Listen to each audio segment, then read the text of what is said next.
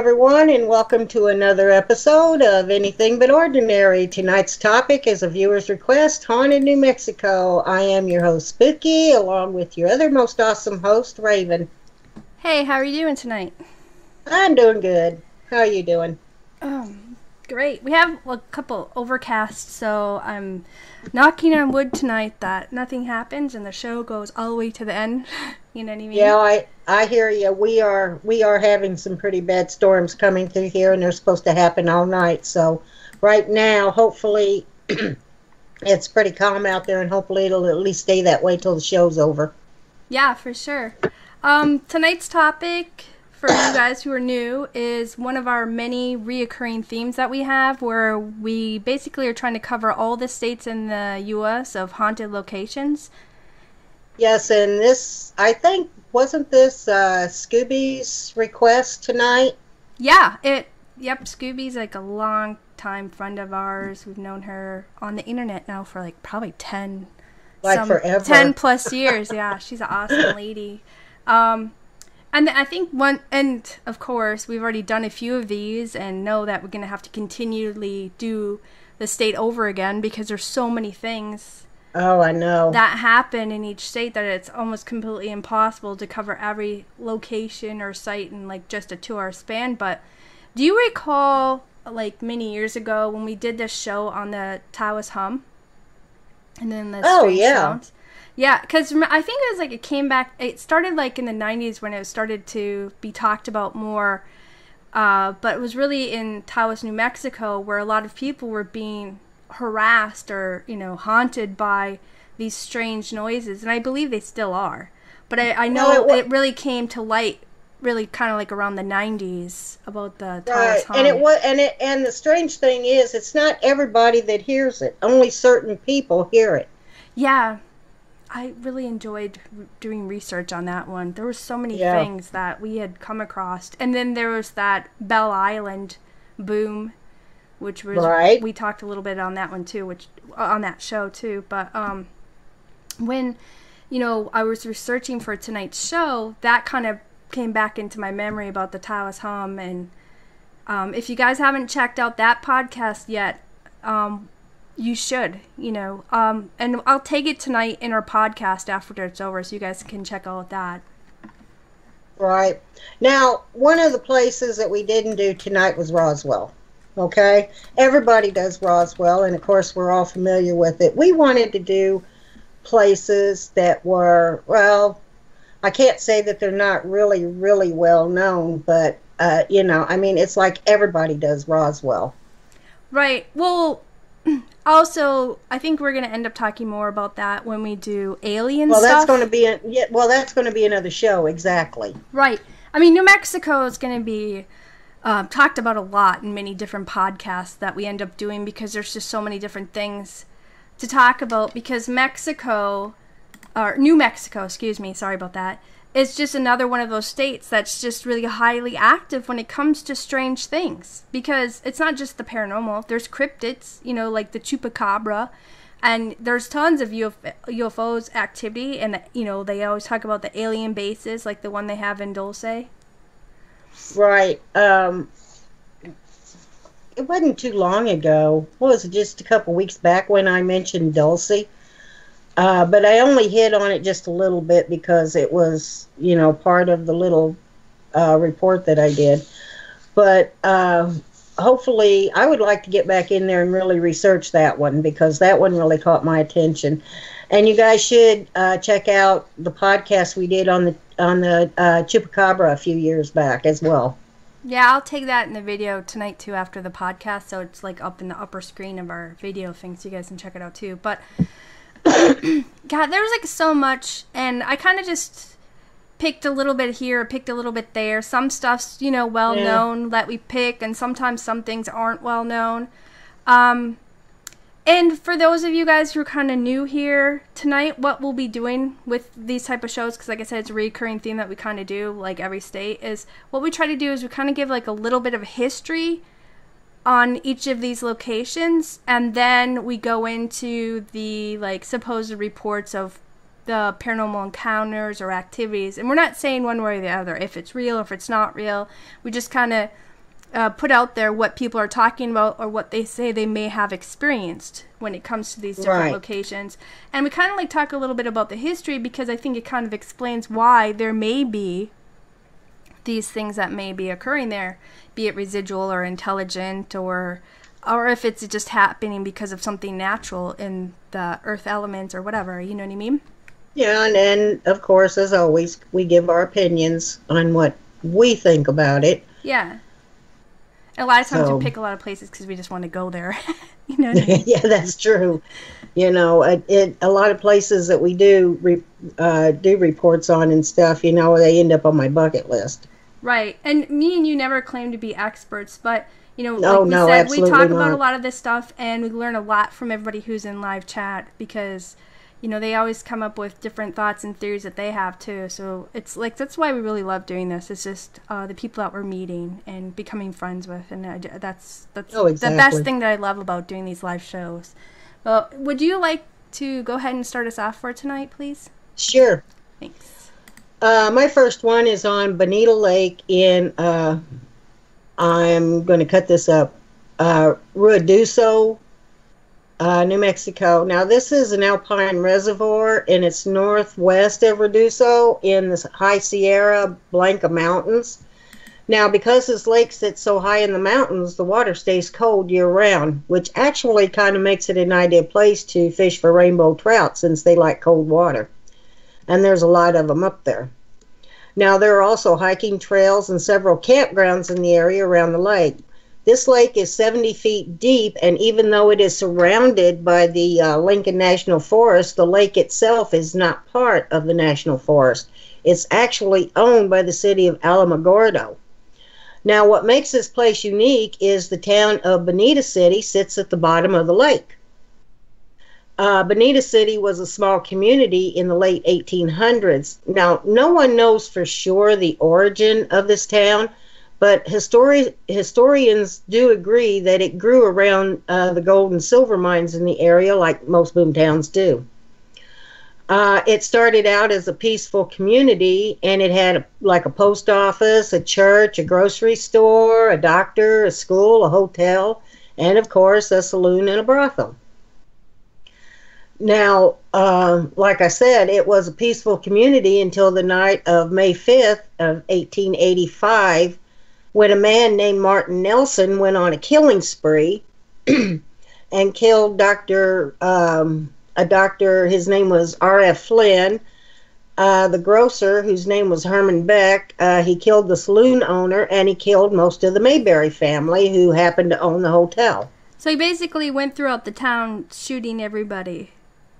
Yeah, and they said they don't really know why. You know, some people say they don't know why he did it. You know, he came in, he had dinner, went up to his room, and about 3 o'clock in the morning, he went on a killing spree. Nelson came to the area looking for gold, but people say he didn't really show an interest in actually mining for it. He was staying at the hotel, which I said was owned by the Mayberrys, and while staying there, they said he hardly spoke to anyone. And most really didn't believe he was a prospector, but rather some sort of gunslinger, because he would sit on the porch of the hotel and shoot sparrows that were across the street. Well, I have an aunt who, she lives way out in the country, so whenever the varmint stuff comes around, she does the same thing, and she don't talk to a whole lot of people, so. But maybe, so yeah, you're I know, saying but like she he's lives trying in the country, though. Yeah, so you're saying like they're saying like he was keeping a low profile, therefore he was a gunslinger. Right. Right. Now, it was said that he and the Mayberry's daughter took a liking to each other, and they planned to run away together, but Nelson had very little money, so he decided to rob the doctor. Excuse me. When the doctor tried to grab his gun, Nelson fatally shot him. And then he went and he shot Mr. and Mrs. Mayberry and their 6-year-old son. Now, the daughter ran and hid when she realized what was happening, and when people came out into the street to see what the gunfire was about, Nelson started shooting at them, and he ended up killing the saloon owner and the grocer. He then ran off into the canyon, and the people gathered a posse, and they chased after him. Well, when they caught up to Nelson, they shot him. Now, when Nelson was buried, they buried him face down and facing west. And I don't know if anyone out there know, I'm sure some of you know, that when you bury someone, they're usually facing east, and that's a thing that is in the Bible about God splitting open the eastern sky. That's why people are buried facing east. But anyway, they buried this guy facing west. Now, they also they said that this was also done so Nelson could not get any peace in the afterlife. Excuse me, all of a sudden I'm having problems with my throat. That's okay. After all of this happened and everything settled down, the hotel was abandoned. And most of the people really slowly started leaving town. And a few stayed because they didn't want to leave their claims. Now, in 1907, the Southern Pacific Railroad came in, and they owned most of the water rights, so they built a dam on Bonita Creek, and they ran this wooden pipeline 132 miles to Pastura, New Mexico, for their steam locomotives. Now, in the 1920s, they petitioned the governor of New Mexico to build a much larger dam, but the location would mean that Bonita City would be flooded, and the remaining residents would have to move. Well, the petition was granted, and the remaining residents were actually given land elsewhere away from the dam and the lake. So most of the town was disassembled, and they moved it. The bodies in the cemetery were dug up and moved, including Nelson. Now, even at the new cemetery, Nelson was not buried there. Instead, they buried him up on a hill, and his grave has been neglected through the years. Now, there is a cement headstone up there, and if anybody, is willing to wander through all the tall weeds and the brush, his grave can be found. Now, the dam was finished in 1933, and years later, when steam engines were replaced with diesel locomotives, the railroad sold the lake to the city of Alamogordo. Now, as I stated earlier, the lake itself is not in Lincoln National Forest. Excuse me, I had to clean my glasses. There was a spot on it that was just driving me crazy. Well, you did kind of have a long day today, so. But yeah, you pick up as we keep going. You always do. It's like whenever we first start, we kind of go slow a little bit, trying to get back into the swing. I know, of stuff. but that's just one of those little things that just drives me crazy. And for me, it's a shorter trip than most. So anyway, the lake itself is not part of the Lincoln National Forest, but the hiking trails and the campgrounds are. Yep. Now, for the hauntings, all around the campgrounds, there are remnants of mining carts, lanterns, and old cabins there even today. So when you stay in one of these campgrounds, there's really no telling what you will find. See, that's what I like about that stuff, is there's a lot of this old 1800s, 1900s things that are items that are still kind of left around in these ghost town-like areas. And it's almost like you're stepping back in time, and you can almost feel the energy of it becoming back alive of what it was like back then. Yeah, and there's even old abandoned mines around there, so, you can go up to them. You can't go in them, but from what I read, you can go around them and kind of look in. But there's a cabin near one of the campgrounds, and there have been reports of strange lights in the cabin and loud noises as if somebody's having an argument or even a party. And there's voices that are heard around the lake, and you will even hear the sound of gunfire. There are apparitions of miners, and they have not only been seen around the lake, but they've also been seen in the campgrounds. One camper reported hearing the sound of someone running through his campsite. He said that it just ran right by him. He couldn't see what it was. When he heard the footsteps, he looked up, and he could still hear the footsteps, and he heard them run by him, but he saw nobody. And he said that it happened no more than 5 feet from him. There have been no reports of any of the spirits interacting with anyone. I mean, all the activity seems to be residual, but there seems to be activity in just about every area around this lake. So if you go camping there's no telling what you'll experience. Don't they say, like, water seems to attract activity. I heard that, but I really don't know if that's true or not. Although I do believe that limestone does. I've been in a lot of old limestone buildings Mm-hmm. and even quarries where I have experienced a lot of things. But as far as water goes, I don't know if it actually attracts the spirits or the activity.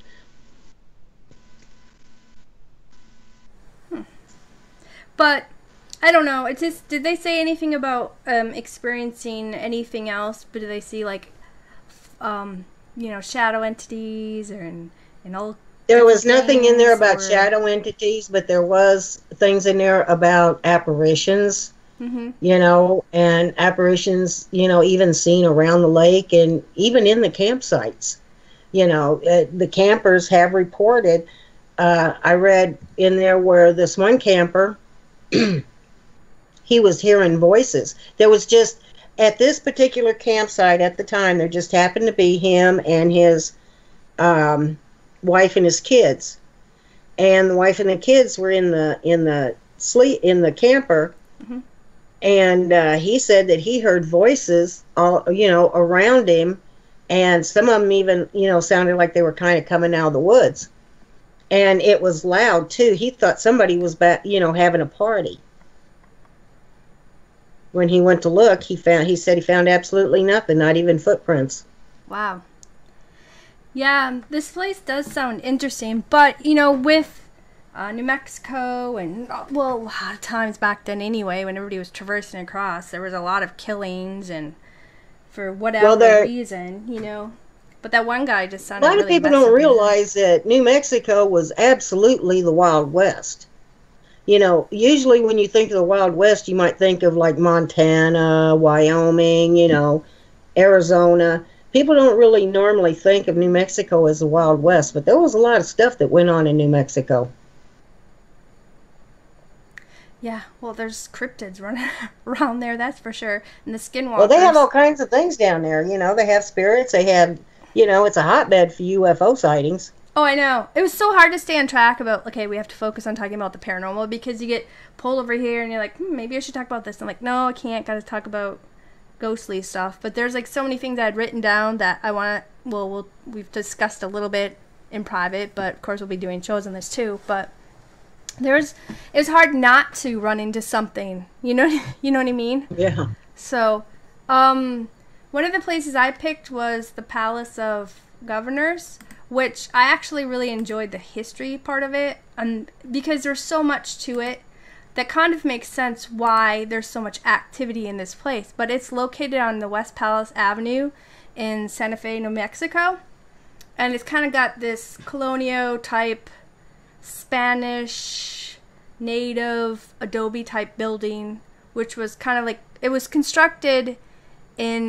1618 by Pedro de Peralta, I think that's his name. I apologize if I said it wrong.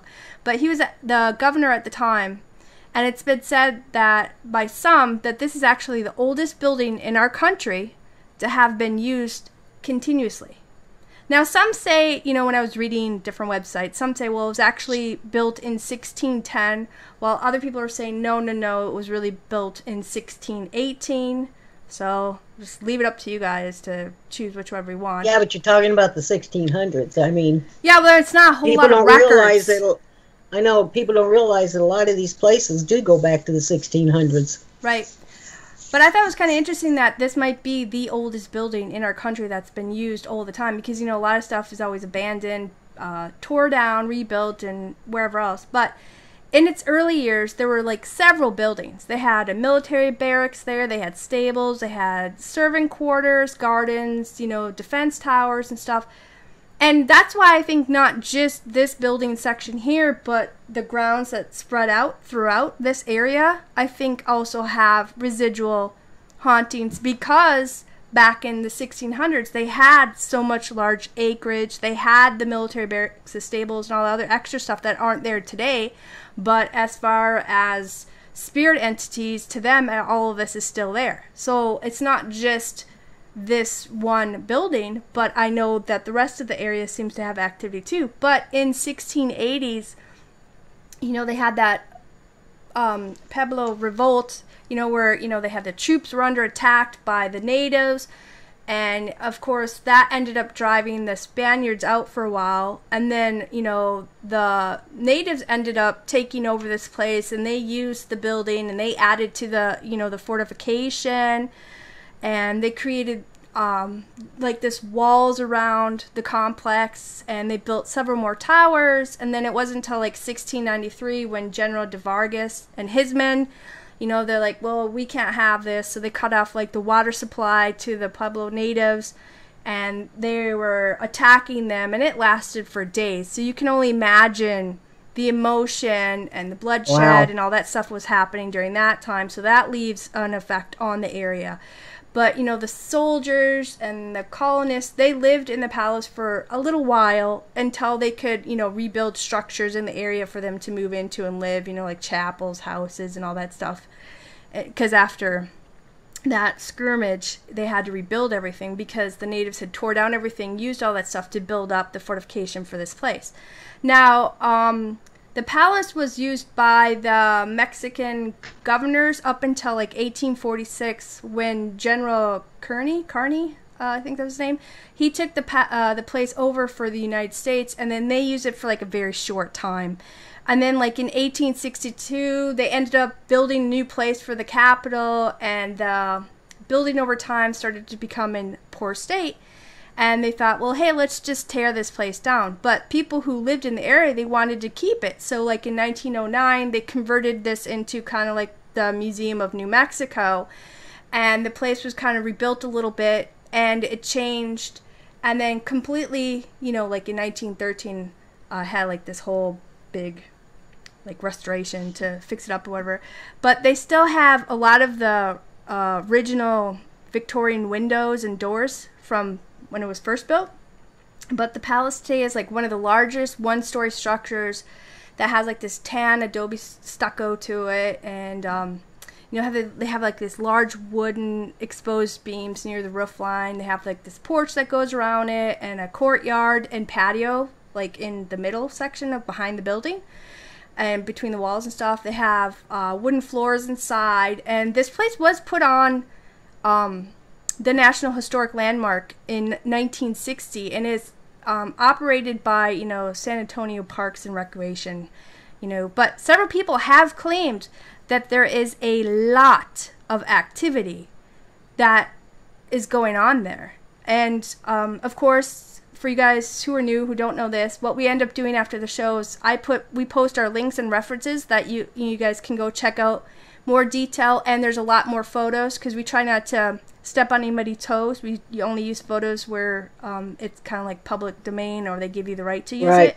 But we'll put in links where you guys can go and look at the photos of the inside of this places that we talk about and everything else, and gives you a lot more history or more detail than what we can, because we kind of summarize things up and throw it in there for you guys. But we encourage you guys to always expand more and read more, and don't just go off of what we say or what other people say. But there are a lot of people who say this place has a ton of activity that occurs, and they say it's because of what's happened over there over 400 years that it has been in use. Now, people have talked about seeing apparitions of both natives as well as spirits of the Spanish colonial people and in their attire and stuff. They talk about, seeing and hearing a spirit of a little girl in one of the bedrooms in the museum where they have it kind of roped off, but you can stand in the doorway, look around or whatever.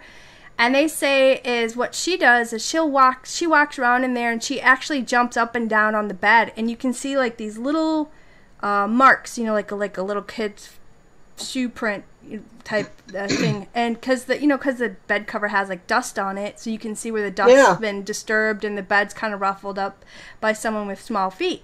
And they say there's a spirit of another young, dark-haired girl who's seen in the courtyard, which many believe that she's the young girl who fell in the well, and she's often seen crying.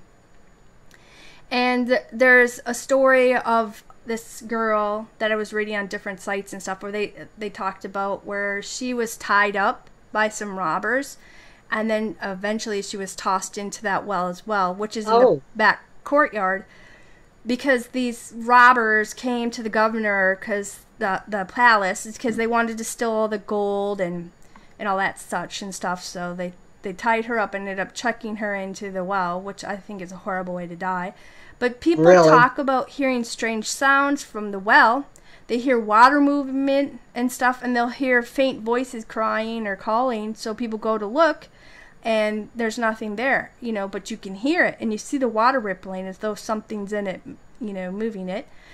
People talk about hearing strange sounds from inside the palace structure itself. You know, people see an apparition of a lady in gray dressed in an older, like, I guess you would say like the Spanish style gown, where they have like the little ruffles, poofy stuff on the shoulders and down on the dress part down below. What they say is that they think that this woman is one of the ladies who ended up committing suicide there. She hung herself in one of the entryways, and I believe like she was one of the teachers back in the day.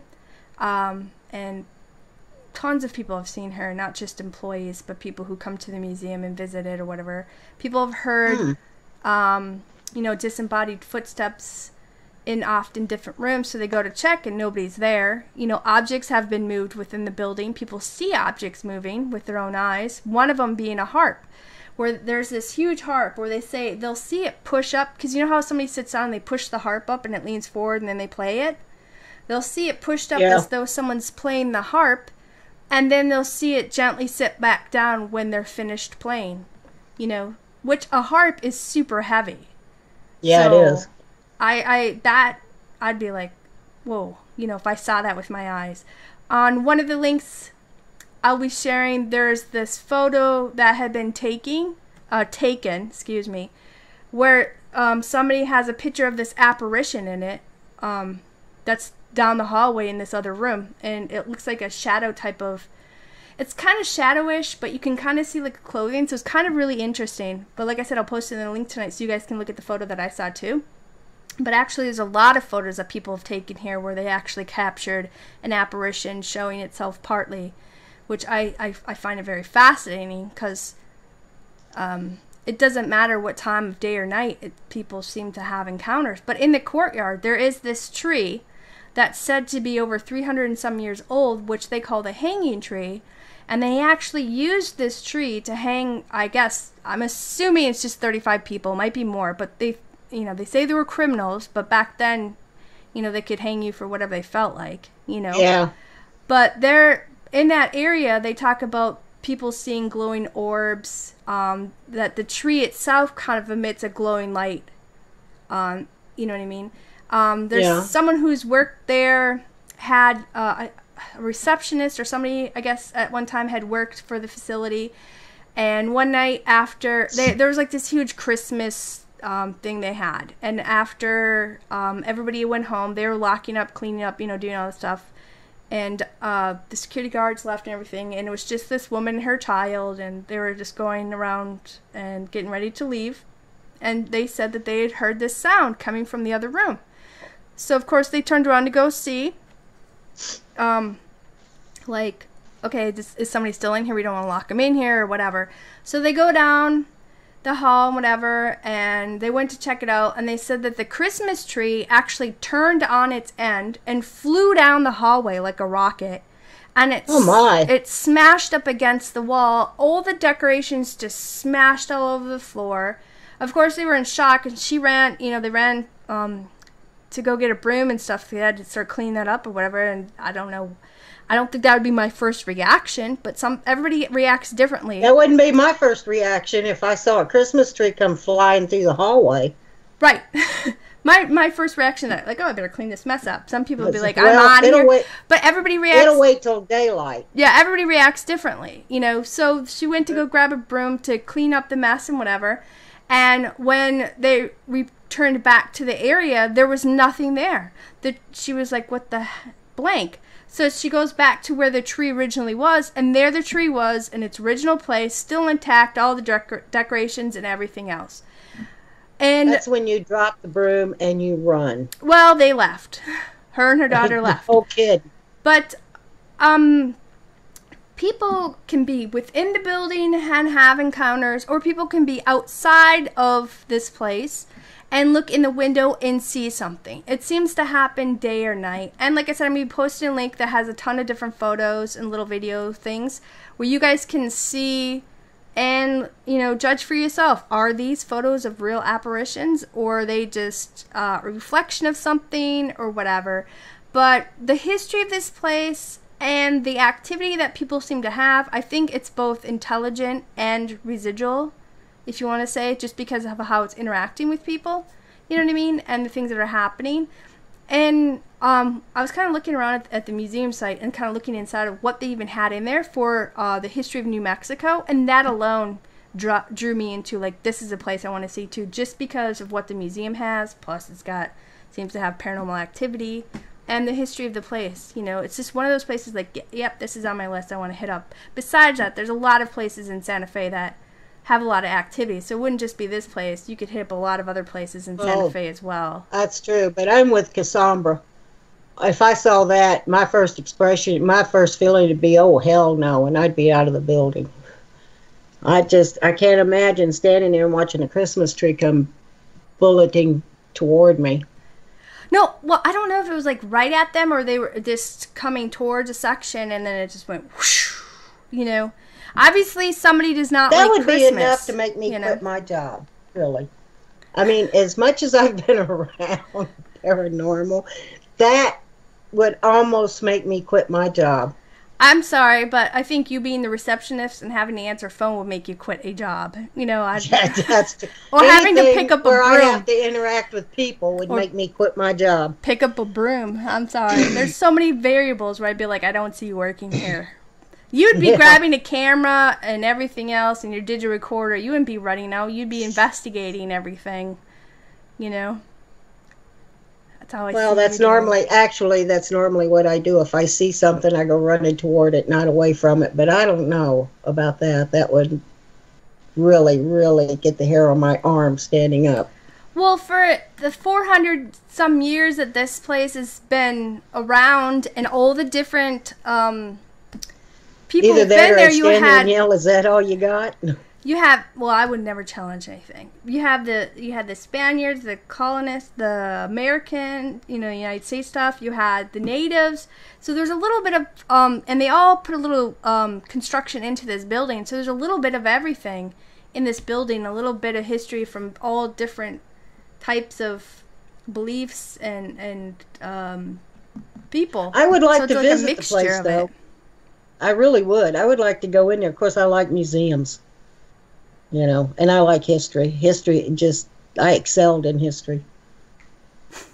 Well, I like a little variety of stuff myself too. But do you want to go ahead and go into the next one? Okay. My next pick was the Kit Carson House and Museum at 113 Kit Carson Road in Taos. Now, this is a modest, single-story adobe building, and when I first saw a picture of it, I thought, oh, man, I would have expected him to live in something much more grander.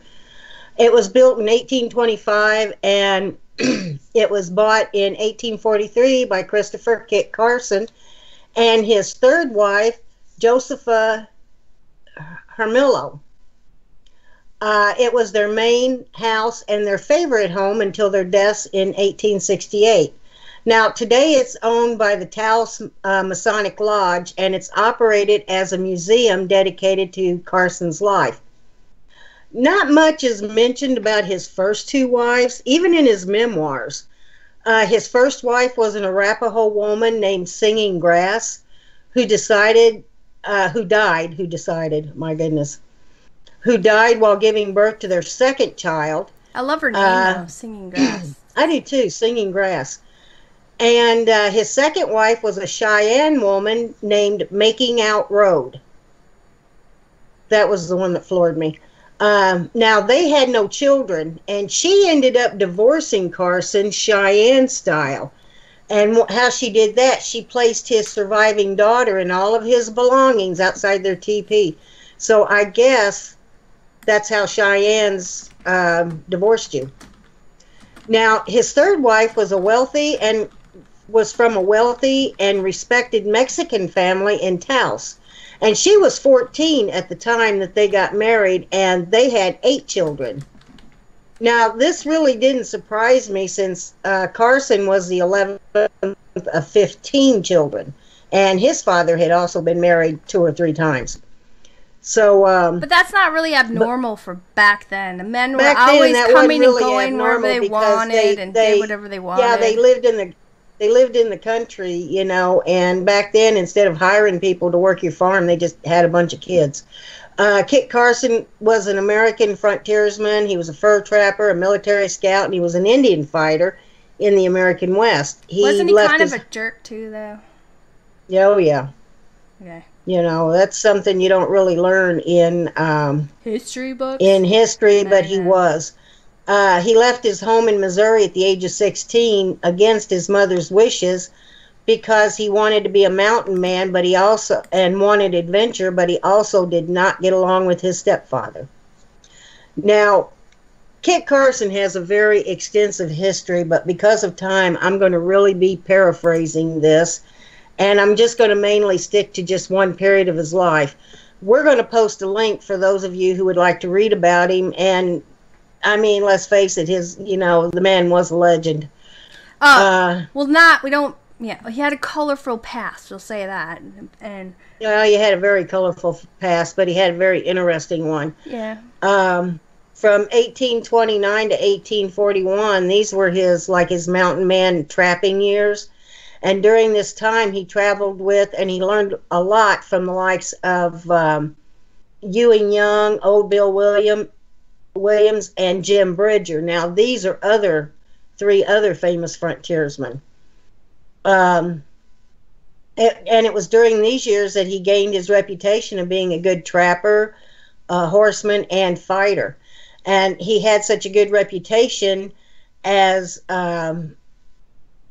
all of this, that in 1841 he was hired to help provide food for the hundreds of people at Fort Bent on the Santa Fe Trail. And he did provide them with a lot of meat, like buffalo, deer, elk, and small game. And he even did this for a few years after that. Every once in a while he'd stop by there, bringing in fresh meat for him and stuff. And it was also during these years that he gained his reputation as a vicious Indian fighter. In fact, he actually enjoyed killing and scalping Indians. And Carson was not a big man. He was only like 5'4" or 5'5", which, is not what you would picture him to be based on his history. And it was not until he married his first wife that his views about Indians kind of softened, and he started treating them with kindness and respect. And part of that may also be due to the fact that he was finding himself more and more in the company of Indians. Now, except for the Apache, for some reason he never quite got along with them, even though at one point in his life he was a temporary Indian agent for the Ute and the Apache.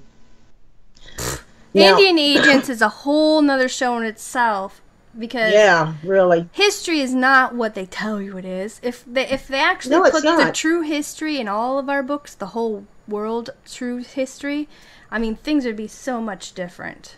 Oh, yeah. Oh, absolutely. Now, like I said, though, I could go on and on and on and on and on about Kit Carson. And during his time, he was as famous, if not more so, than Daniel Boone. I mean, I just do not have the time to go into deep details of this man's life, but we are posting a link for those of you who wish to read more about him. Kit Carson died on May 23rd, 1868, at the age of 58, and he died 1 month after his wife died while giving birth to their 8th child. And they're both buried in Taos. Now, as far as the hauntings of this place, and you can guess, the place is reputed to be haunted by both Carson and his wife, Josepha.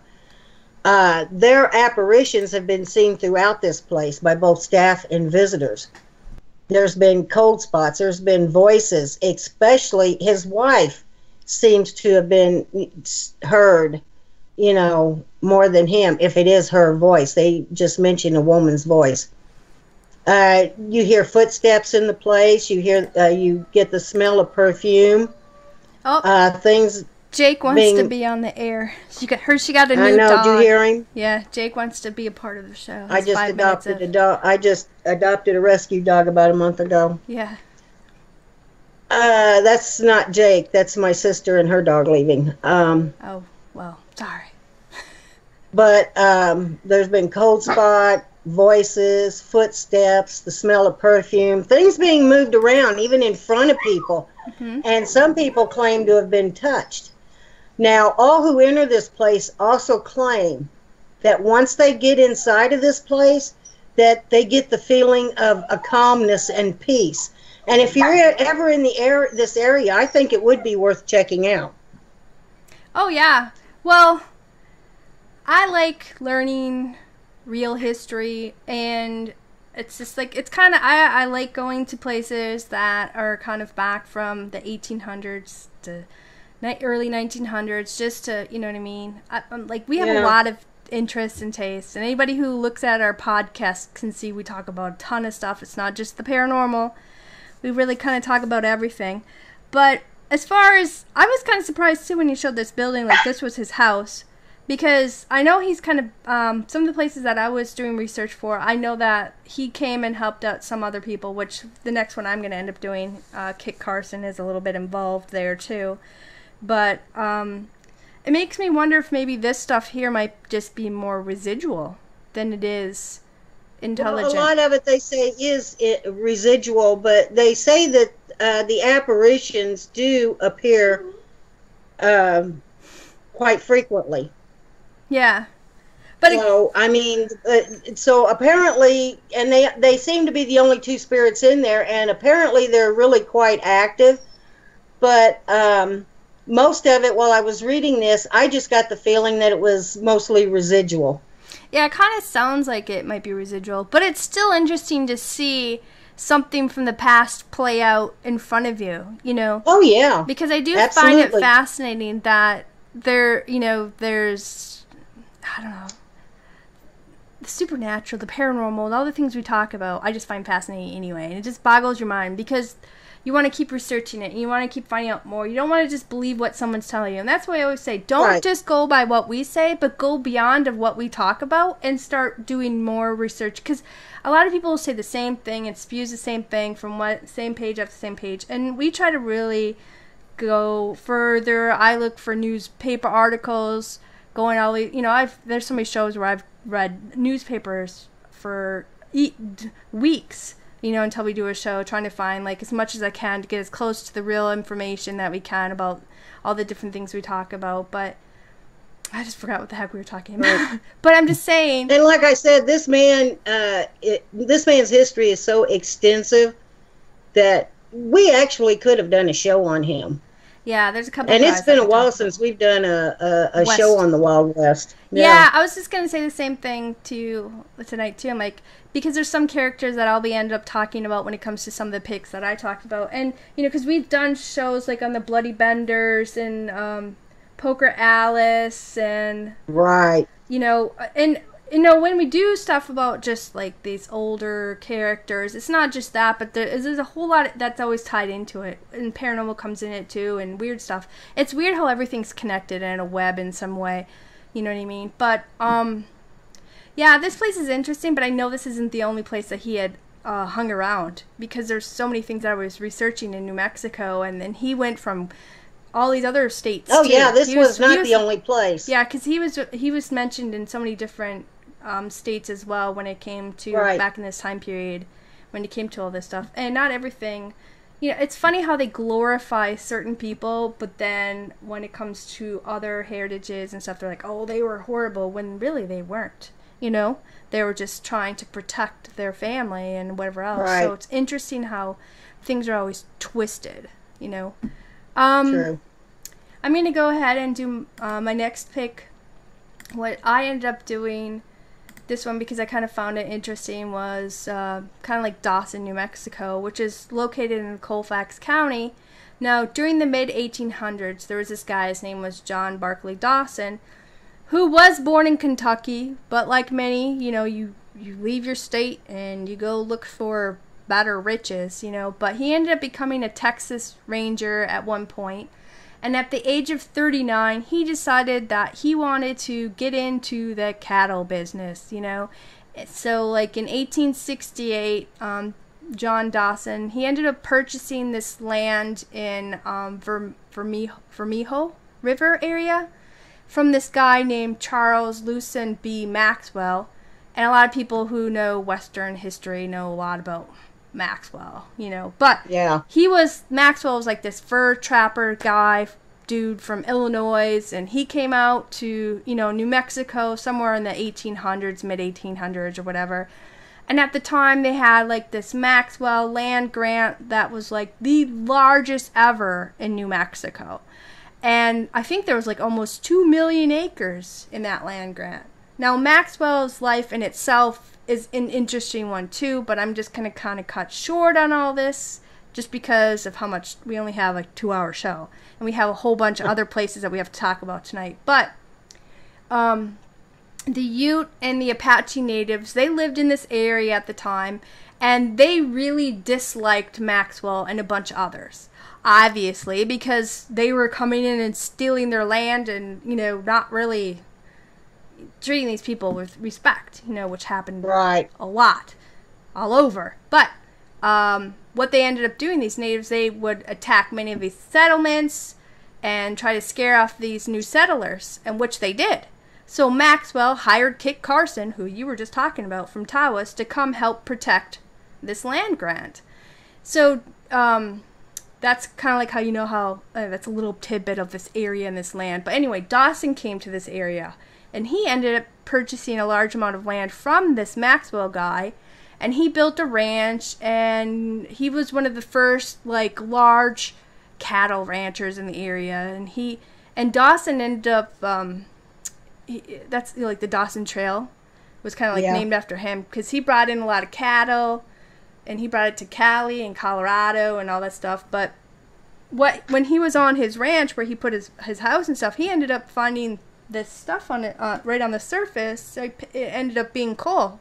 You know, he found chunks of coal all over his property. So he'd just chuck it into his wood stove at night and heat up his house that way, you know. And a lot of people caught wind, and they thought, what the heck, you know, why so they asked him if they could use some as well.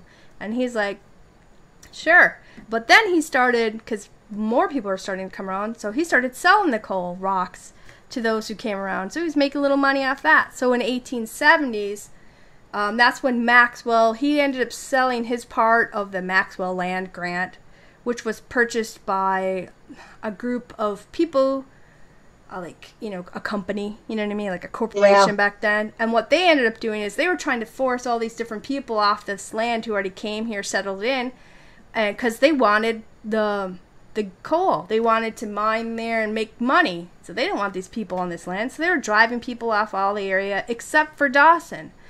You know, they couldn't get rid of him. And he ended up where his ranch was. He had like the largest coal deposit on his land. So he's like, blank you people. He took up arms to protect what he owned. He's like, I've been living here for a while. This belongs to me. I paid for it. You can't do blank to me. You know what I mean? Well, they ended up having to go to court to prove that he owned this land legally, which Dawson ended up winning by the way of the U.S. Supreme Court. And then he ended up staying there for like 33 years of ranching.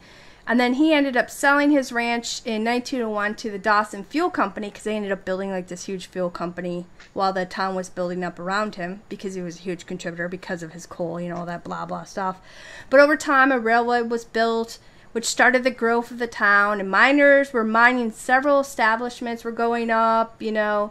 And then in 1903, tragedy struck one of the mines when fire occurred, and it caused like this huge explosion, and like 3 men were killed instantly, but 500 survived, and they escaped this blast. And which happened a lot in mining, you know, a lot of people died in mining. But in 1905, there were over 2,000 people living in Dawson at that time. They had like a post office, a school, the hotel, you know, their own newspaper, their store, all that kind of stuff, you know. And it was during 1906 the Phillips Dodge Corporation, which seems to be in a lot of stuff when we talk about these. They own places. Arizona and other, Arizona, yeah. right? And they purchased several mines in this area, and they built up all these different homes with running water for their workers. They also built a hospital in the area for their workers. They built like a theater, a pool, and just tons of other places. They wanted everybody to be happy and continue working for them. Now, they bought up a lot of places, but you know what? If you really stop and think about it, they wanted to make sure that their workers lived well. Yes, for the most part. They were, for the most part, appeasing, trying to attract family and keep them there and everything else. But anyway, Dawson drew in tons of people from all over. You had immigrants wanting to work in the mines. You had the, you know, Chinese, the Germans, the Swedes, Italians. This is a whole diverse of people that were coming into Dawson and working. Because it was, you got a place to live, you had running water, you had electricity, you had a job, you know, it was school. But by 1910, there was probably almost 9,000 people living there. Now, Dawson had 10 different mines operating at one time. But in 1913, when I was reading some of the old newspaper articles, Dawson was basically thrown into newspaper headlines all over the states for days. You know, because on October 20th of 1913, their number 2 mine, I guess around 3 p.m. in the afternoonish, late afternoon time, they had this huge explosion that occurred, and it shook several homes in a 2-mile radius. And 284 miners were down in the number 2 mine that day, and several people were racing to the mine to try to help and assess and rescue, you know, anybody who was trapped inside. And for several days, people were working at removing, you know, the debris and the timber and rocks and such. And it wasn't until after 2 days that they finally found only 23 miners. They were burnt, they were bleeding, they had broken limbs and stuff. And so they got those guys out. But the other 261 people who were working in that mine lost their lives. And there was also 2 other people who were part of the rescue people. They died, I think it was due to methane gas exposure. So although there were some websites that I'd read said it was due to falling rocks in the shaft, I'm going off of the newspaper articles that I read from 1913 when they said it was gas exposure. You know, although I do believe when they were digging all these stuff out that rocks could have hurt the people who were rescuing them. But either way, these 2 people, they were heroic people, lost their lives trying to save all these 284 miners. You know what I mean? But I will be posting the newspaper articles in our links after the show tonight, so you guys can go and read the newspaper articles, because they're it's like, wow. And there's pictures too. But the Phillips Company, after the hearing about this, they got several doctors and nurses coming from Texas to Dawson by train, you know, trying to hurry up and send all these people out there so that they could get to the hospital to have enough teams to help everybody that they were going to end up rescuing from the mine. But sadly, you know, like I said, only, you know, 23 miners ended up coming out of the mine, and the 261 lost, or plus the other 2 lost their lives. But there was this large funeral service that was held for all those guys, or all those people who had died. And they had several graves that were dug up on this hill known as Dawson Cemetery. That's what it's called today anyway. And there's that's out there, like these white iron crosses that were made. And they said that the burials lasted for weeks. And I bet they did. Because they couldn't... That many people. They're constantly working and pulling everybody out. You know, it took a while to retrieve... I don't even know if they retrieved all the bodies or not. But people said that this explosion was caused by methane gas.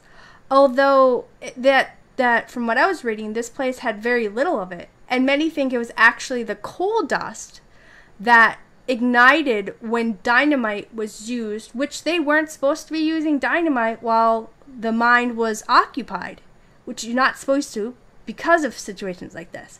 And also, after you use dynamite, you were supposed to be spraying water to bring down the coal dust so you wouldn't have these type of fires. And the weird thing is a couple days before this incident happened, they had an inspection, you know, where these people come and inspect to make sure everything's being done right. They check on the level of the methane gas, and they passed it with flying colors. And then a couple days after, one of the worst mined explosions in the United States at the time happened. But like they said, they believe it was coal dust and dynamite that ignited this. But sadly, you know, that wasn't the only two incidences that occurred there. In February of 1923, I was reading the newspaper articles there, and their mine number 1, they had this mining train, like the little cart things, jump off the track. It ran into one of the support timber beams, and it caused like this spark that ignited the coal dust in that mine. And 123 miners lost their lives.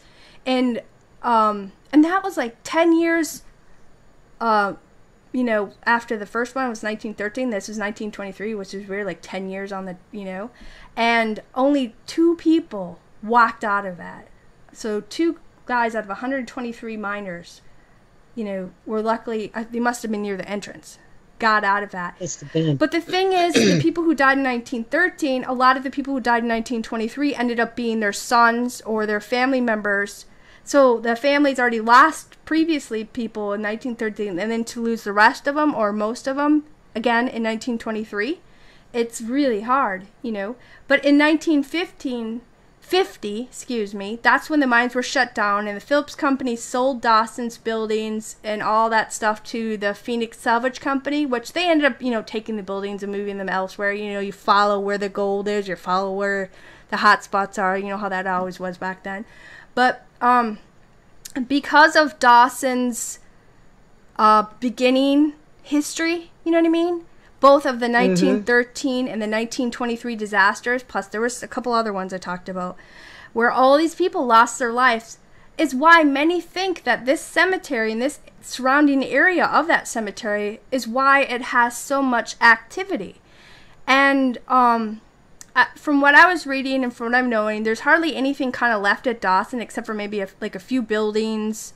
But the cemetery is still there, which is on the National Registry of Historic Places. Because there's actually these 2 guys who are out, oh, what the heck? What's that thing you bought me where you search the ground for a metal detector? Metal detector. Yeah, there was these 2 guys out metal detecting whatever, and they came across this area, and they're like, hey, we can't leave this like that. So they petitioned to get this on the National Registry of Historic Places because of all the people that lost their life. And this is a very big history thing when it comes to mining or whatever. So now it's upkept and taken care of or whatever. But people have talked about seeing strange glowing lights in that area.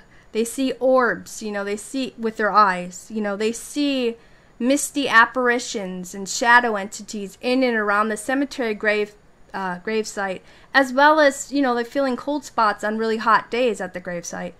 People have heard disembodied voices faintly. And I can't say one way or the other because I haven't been there, but I could imagine this place having some kind of residual activity for sure from all the deaths, the extreme emotions that people had felt losing their loved ones, not once, but twice, you know? And many of these markers have no names on them because they couldn't identify the remains of these people. So you don't know if you put your loved one or if that was your loved one because of the explosions, everything else. It's really sad. So let alone, you know, people say spirits never really rest because of certain situations. And, you know, maybe, you know, when people say when someone dies so quickly, they don't even know they're dead, and sometimes they wander around and everything else. So, I mean, there's so many things that people say. We're not here to say what we say is 100% believe the way I believe, because that's not how we are. We're just throwing things out and talk about things, and we listen to what you guys, or don't listen, but we read what you guys kind of say and chat too when we can.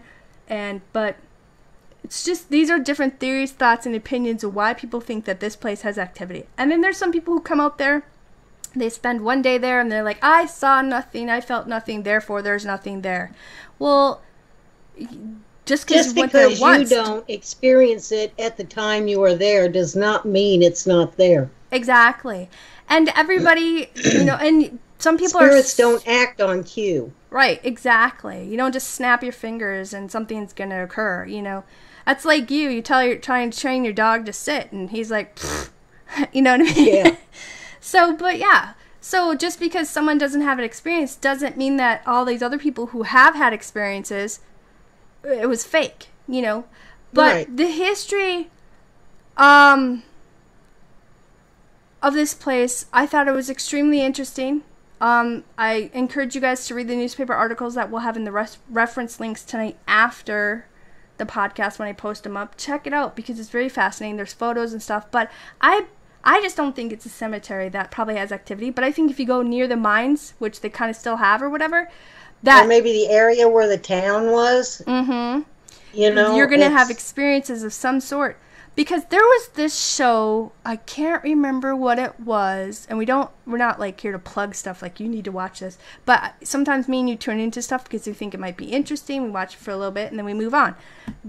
But there was a show where these people somebody was working on a mine, and these two investigators were allowed to go into the mines with them and try to do... Ghost mine. That's what it was? Okay, yeah, I remember watching that for like a little bit. But it was interesting because they were picking up... EVPs and voices and saw shadow entities from men who died in explosions there. Not just men, but whoever was working in the mines there too. So why not here too? You know, you always hear about, and not even if something happened in these mines and stuff, there are people who say that when they go into cave systems and everything else, that they have strange supernatural type of experiences that happen to them too. So I just, you know, I saw this, I started to do a little research on the history, and I thought that this is something that should be talked about. So if you're out in this area, head towards Dawson Cemetery, and who knows, you might encounter anything. And if not, you can pay respects to all the men and women who lost their lives during these tragic events that occurred. But can we take like a quick 3-minute break so I can go get a drink of water, kind of getting Yeah, I need dry. one too. Okay. You guys stay with us. We're just going to take a quick intermission. We're just take a 3-minute break so we can go get a drink of water. And we have several more places that we're going to talk about tonight in New Mexico. Thank you to our viewer who requested this for us tonight. I really have been enjoying researching this and talking about this tonight. But we'll be back in 3 minutes, so stick with us. And yeah, go get a water too.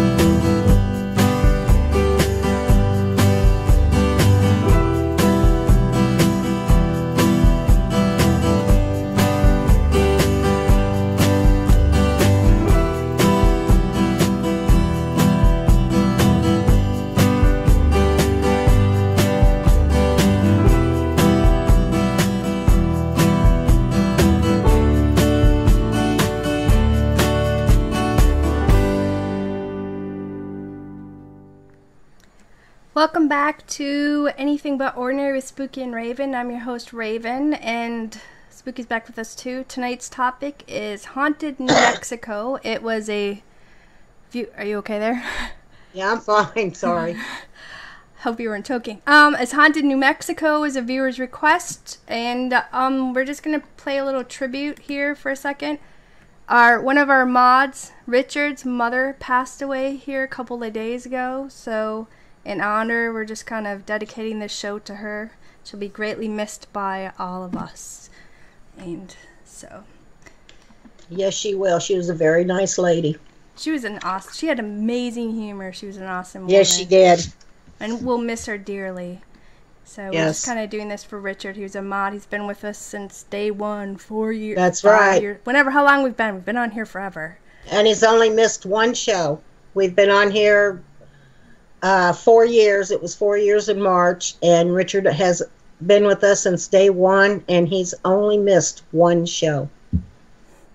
Someone asked if we were like a mom or daughter team, which it's okay, you guys can ask questions, but no, we're two friends.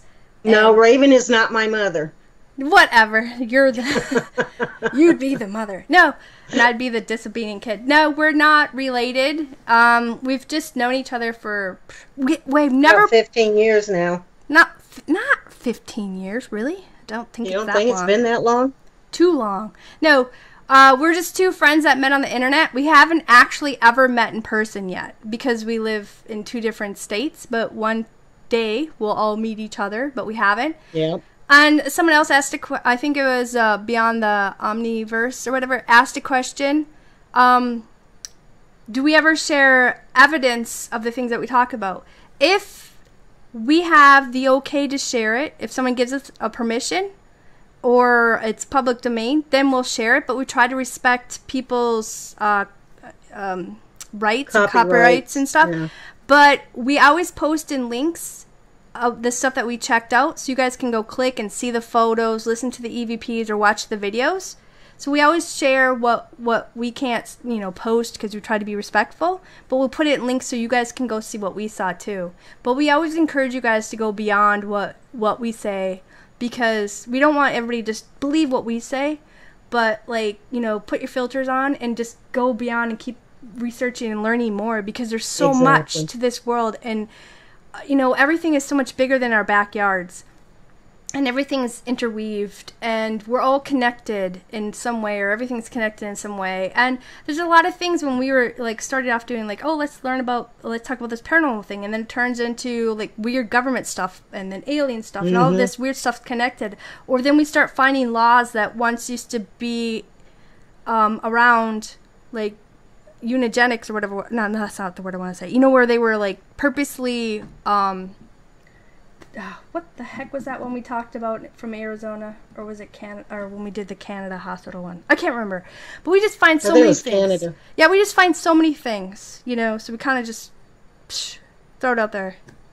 But anyway, someone wants to know why we turned the we don't have the comments section. Kierna says, just a question, why do you turn the video comments and likes and dislikes off? Open comment sections allow for more discussion after the show. It's always just been set that way because we don't really have time to look at or work on everything. But we always encourage people, if they want to talk to us, they can message us on our Facebook page, because that's the only time that we really time is to hit up on that one. But like we said, Spooky said earlier, we're looking into changing a lot of things. And yes, we are. We had stuff opened up before, but we had a lot of problems with something that wasn't working right. But this was back when we first started, and we didn't really know what we were doing. But we are looking into changing stuff. But do you want to do you want to go ahead and go into your next one? Sure. But if you guys want to ever talk to us or whatever, message us, you can go ahead, post the links to where you can contact us. That's where the ones where we kind of have time to hit up a lot. But yeah, we are looking at opening things more and the YouTube stuff up too. So thank you for that question. Yes. Okay, my next pick is the St. James Hotel in Cimmarron. Now, this was originally named Lambert's Inn, and it was built in 1872 by Henry Lambert, who at one time was the personal chef of Abraham Lincoln up until Lincoln's assassination. Now, not long after he went to New Mexico looking for gold, but instead he ended up building a restaurant saloon with a few guest rooms. Now, a lot of famous people have stayed there over the years, like Clay Allison, Jesse James, Bob Ford, who would later murder Jesse James, Wyatt and Morgan Earp and their wives, General Sheridan, Doc Holliday, Billy the Kid, Pat Garrett, Blackjack Ketchum, Buffalo Bill Cody before his Wild West show, artist Frederick Remington, and author Zane Grey, just to name a few. Now, this place was built during the really wild days of Cimmarron. At the time, law and order was virtually non-existent. I mean, you know, this town was wide open, but you could probably tell that by some of the people on the guest list I just said. The place sat along the Santa Fe Trail and was popular with cowboys, miners, traders, and a lot of the travelers along the trail. The place became so popular that in 1880, Lambert added on more guest rooms for a total of 43, and the place was renamed the St. James Hotel. Now, during its years of operation, this place saw 26 murders. The place was so notorious that every day people on the street would make the remark, "I wonder who was killed at Lambert's last night." That's how wild that place got. And surprisingly, though, even with its reputation, it was considered one of the more luxurious hotels west of the Mississippi. Now, when the railroad came through, it literally killed the Santa Fe Trail. I mean, not long after that. And when the gold ran out, so did most of the people. But of course, you know, with little people left, business was bad and the place fell into disrepair. And when the roof above the bar was replaced in 1901, they found over 400 bullet holes and almost as many bullets. That's a wild night at the saloon. I know. And the thing of it was, when Henry Lambert built these extra rooms on, he had enough sense about him that he put in a double layer of hardwood in the ceiling above the bar, and this is what kept the guests in their rooms right above it from being shot while they slept. And in fact, today, if you go into the dining room, there's still 22 bullet holes in the ceiling. Henry Lambert died in 1913. Wait, did you say? I thought you said 400 bullet holes. Now it's. That was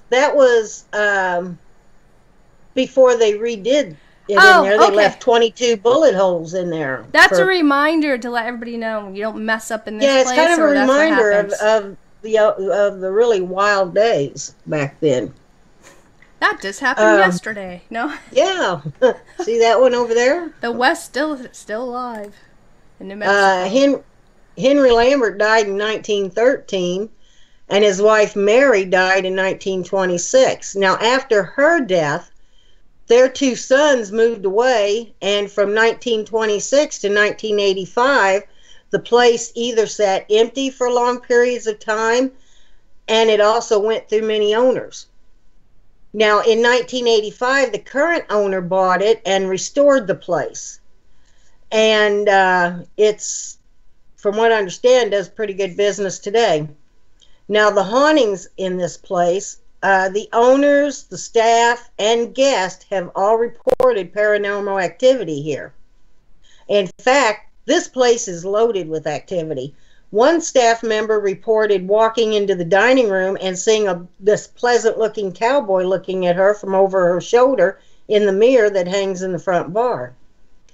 The apparition of an older gentleman, believed to be Henry Lambert, has been seen all over the first floor. The second floor seems to have the most activity, though. In room 14, where Jesse James always stayed,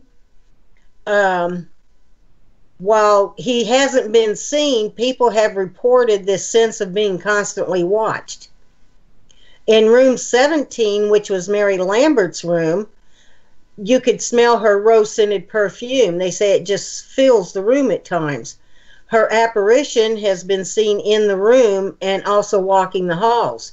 And there's also been a report of baby cries, but she had both her sons in that room. Room 18 seems to be the most interesting room. Room 18 is always kept locked. This room holds the angry spirit of a man believed to be Thomas James Wright. Now, people said that even in life, this man was ill-tempered. Anyway, one night he was playing poker in the saloon and was winning. And he eventually won the saloon in a poker game.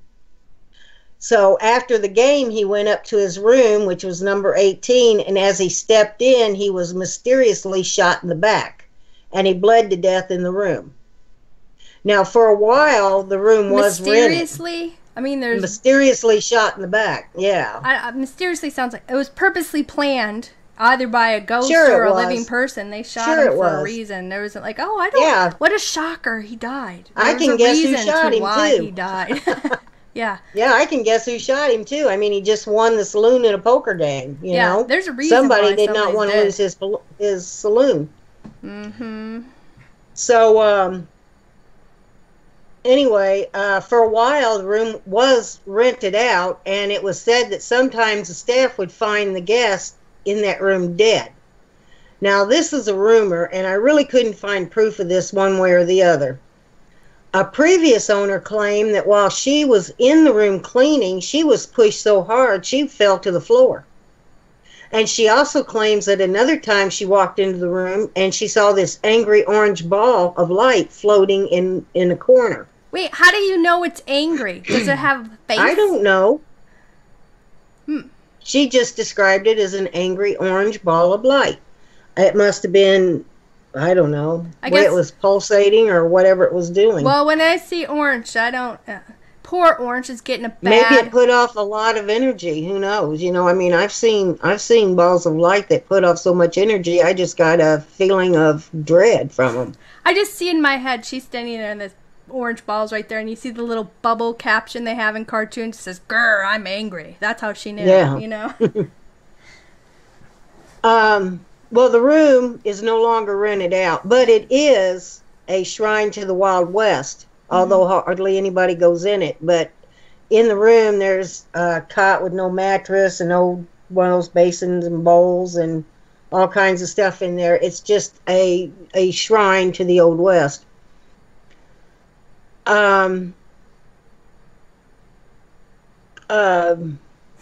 It's okay. Your thoughts will come back to you.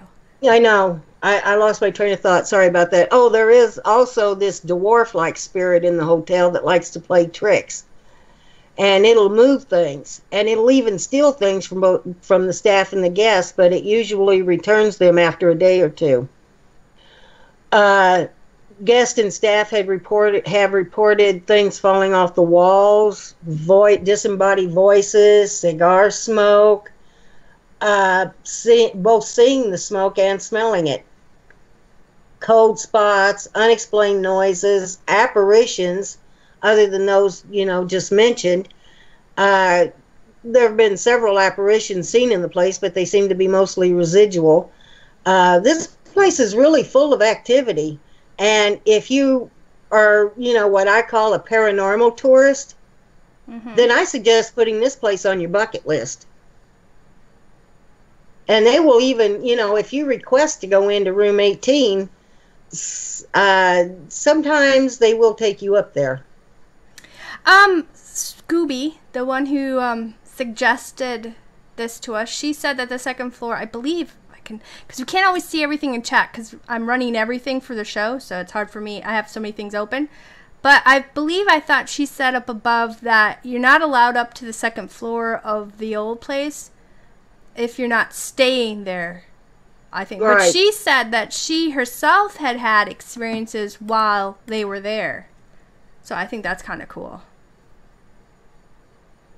Oh, I see that. When I was having lunch with my dad in the Addition, I was eating my bison burger when I felt like my chair was lifted up quickly as if someone was trying to dump me out of it. That's interesting. Very interesting. But the place is supposed to be a plethora of paranormal activity, so I really don't doubt that at all. I mean, from what I read, and I didn't hit on all of the paranormal activity, just, what I call the main ones. But this place is just, from what I read, this place is just full of paranormal activity. Well, obviously there's 400 bullet holes at one time. You can imagine all the people who were shot up in there, and... Well, when the roof was replaced, it wasn't just over the bar. They replaced practically the entire roof, and parts of the ceiling. And and it's like, I was surprised too. They found almost 400 bullet holes and almost as many bullets. And this is not, and this is places where it not only went through the ceiling, it went through the roof too. They went through the roof too. Well, I can't imagine staying there with gunfight going on. Oh, and gunshots were another one that was heard in there. In certain parts, I think it was. It mentioned around where one of the old bars was, the old saloon where it used to be. You could hear gunshots in there. Scooby said when she was there, she saw a shadowy cowboy silhouette, but they had shiny white eyes. Wow.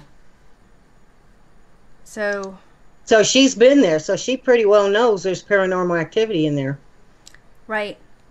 And we had mentioned in chat, because some people are asking stuff, and we're like, if you go join our Spooky Corner group page, we haven't posted any photos or EVPs of here lately, but you can go click on the photo section and everything else, and you'll see a ton of them that you and I both shared of our own stuff.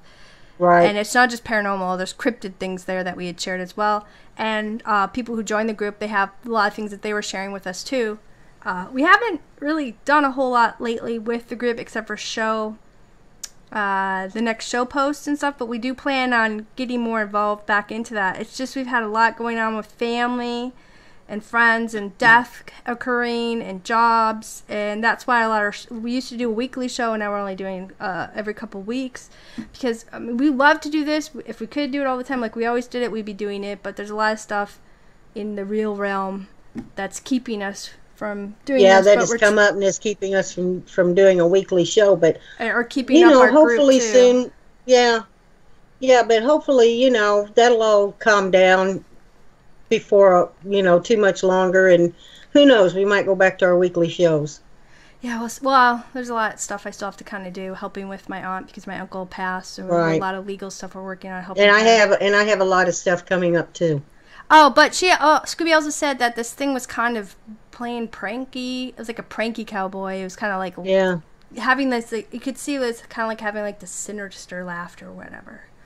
Yeah. So that's cool that you had picked this with not even knowing that we would have somebody in our chat listening tonight who actually had a real experience. Who's actually been there and had some experiences. Yeah, so that just tells you, hey, that's cool. You're more than likely. You're more than likely probably going, because she was having dinner and they had an experience too. So, that's cool. Well, I like that there's a lot of stuff, and I'm sure that's not the only place in the area too that seems to have activity. In Carmen, there were other places because I heard that place is really active. That town, Yeah, that's why I started saying there are other places in Cimmarron that have paranormal activity, and there's some parts of the town too. Like I said, this place was really the Wild West, Cimmarron, New Mexico, and they literally had no law enforcement at the time. No. There's so many things that we learn when we're researching. And if you stop and think about the people that have even stayed there, Clay Allison, Jesse James, Bob Ford, and I know what you read about Wyatt Earp, but Wyatt Earp wasn't exactly pure. Doc Holliday, Billy the Kid, Pat Garrett, Blackjack Ketchum. Blackjack Ketchum was a train robber. Buffalo Bill Cody at this time, a little spookyism. At the time that Buffalo Bill Cody lived in Cimmarron, he was actually a goat farmer.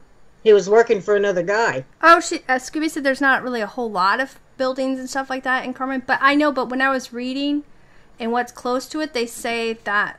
Well, when the next thing I'm talking about too, but they said that it seems to have a lot of paranormal activity in the area. So be a building there or not, You know, because they tear down buildings doesn't mean the spirit's gonna. Yeah, that's true. To the spirit could still think that the building is there. You know, so who knows? But like I started to say, when Buffalo Bill Cody lived there, he was actually a goat farmer. He was working, actually a hired hand for a guy that owned a goat farm. And one night he met Annie Oakley in the St. James, and they got to talking, and that's actually where he got his idea for the Wild West show. And when Buffalo Bill Cody left town, he took an entire tribe of Indians with him. Mm-hmm. There's a lot. You could go on about a million things when it comes to I can go on about a million things because I soak up a lot and remember a lot of what I read. Yeah. Especially when it comes to history. I love history, and I especially like Old West history. Yeah, the Urraca Mesa in the Philmont Scout Ranch. Now, this is located in the northwestern part of New Mexico, and it is a part of the Philmont Scout Ranch. Now, this ranch is the largest Boy Scout national base. It has like over 100,000, whatever. It was like tons of acreage. It's like 214 miles worth, you know, in the mountain area. About 140,000 acres. Yeah, in the Sangria de Cristo range of like the Rocky Mountains. Now, before the property was given over to the Boy Scouts, the Anazi native, sorry if I said that wrong, natives actually inhabited this area for many years until they just vanished. Now, when the Navajo were traversing across and they came to this area, they kind of settled into the mesa, and they found these petroglyphs of the Anazi. And it spoke of this battle that occurred with the supernatural underworld and between these two different gods that affected the Anazi tribe. Now, the Navajo shaman, I guess, put all these different sacred cat totems up around the area to keep the portal to the underworld closed. Now, also there was the Ute and the Apache that also had lived in this area as well at one time, but this was, you know, before the settlers started traversing across looking for land to take and like, oh, I need this, you know what I mean? But, you know, also because they discovered gold and coal and all that stuff in the area, of course, which brought, you know, all these mini miners and cowboys and ranchers and prospectors all to the area, you know, looking for their fortune or good cattle land and all that, you know. But there was this guy, his name was Wait Phillips, I think that's what his name was, yeah. And in 1922 he purchased like 300 I can't talk anymore. Anyway, 300,000 some acres of the mountains in the plains area, which, you know, he named, you know, Ranch Philmont. And he brought like all this cattle and sheep to the area. And it was during these years of owning this area, he created like several, oh, my stinking cat's knocking on the door. Created several like horse and hiking trails throughout the section that he owned. He built all these little cabins near like good fishing and hunting areas for his friends and family to enjoy as well, because it wasn't just about him. He wanted everybody to, you know, enjoy stuff and to enjoy nature and all that stuff. And in 1938 Phillips ended up giving over 35,000 acres to the Boy Scouts of America to kind of be like their national wilderness camp. And there's far more detail to all this and so much that transpired here and everything else. I'll put it in a link for you, but I'm trying to like smush it down for you guys because we only have limited time and we have so much more to talk about. But as the years passed, he ended up seeing the success of the Boy Scout camp, and he you know, it brought joy to him to see all these kids and everybody like really enjoying this area. So he offered them more land, and then in the end he ended up giving them like 127 thousand acres. Yeah, I don't know why my brain's shutting down. It's like, you need to go to bed, you work 10 hours. But and they ended up calling it the Philmont Scout Ranch. And in 1963, another part of the Maxwell land grant, which was purchased, was given to the Scouts, which was the Baldy Mountain area. And it brought, of course, it up even more. So that's why they have like over 214 miles worth of land that, which we can't go to their section because it's specifically for the Boy Scouts, but around that area as well is still very active too. But many natives of that area, like the Ute, they believe that this area has a lot of supernatural forces there, and that they try to avoid it. And it was said that there was, like I said, that battle between the ancient Anazi natives and the dark beings on the mesa, say that the natives ended up retreating into a portal to the underworld, and their shaman ended up like sealing it behind them to protect them from this dark beings and stuff that was trying to take them out. And of course, like I said, there's these cat totems that are found in the mesa all over the area that were sacred, from the Navajo, that was supposed to, scare away the evil, what should they call, like the magpies that would come to open up the portal again. So that's why they created these sacred cat totems to scare off them from trying to open this up. And they say if these things are taken away, my cat's really banging on the door, if they're taken away or if they're destroyed, that this portal will be opened up again and evil will be unleashed. I have to open this door. He's not going to stop. I think it's interesting that an entire tribe just disappeared off the face of the earth. Yeah, sorry. I had to open the door and away from the mic. Or he was going to, like, keep Mike Tysoning the door, like, boom, boom, boom. You know how he is. But, yeah. And the people who study the petroglyphs and everything else, and they're, they look at some of the, because there are some native architectural, or not architectural, what do they call it?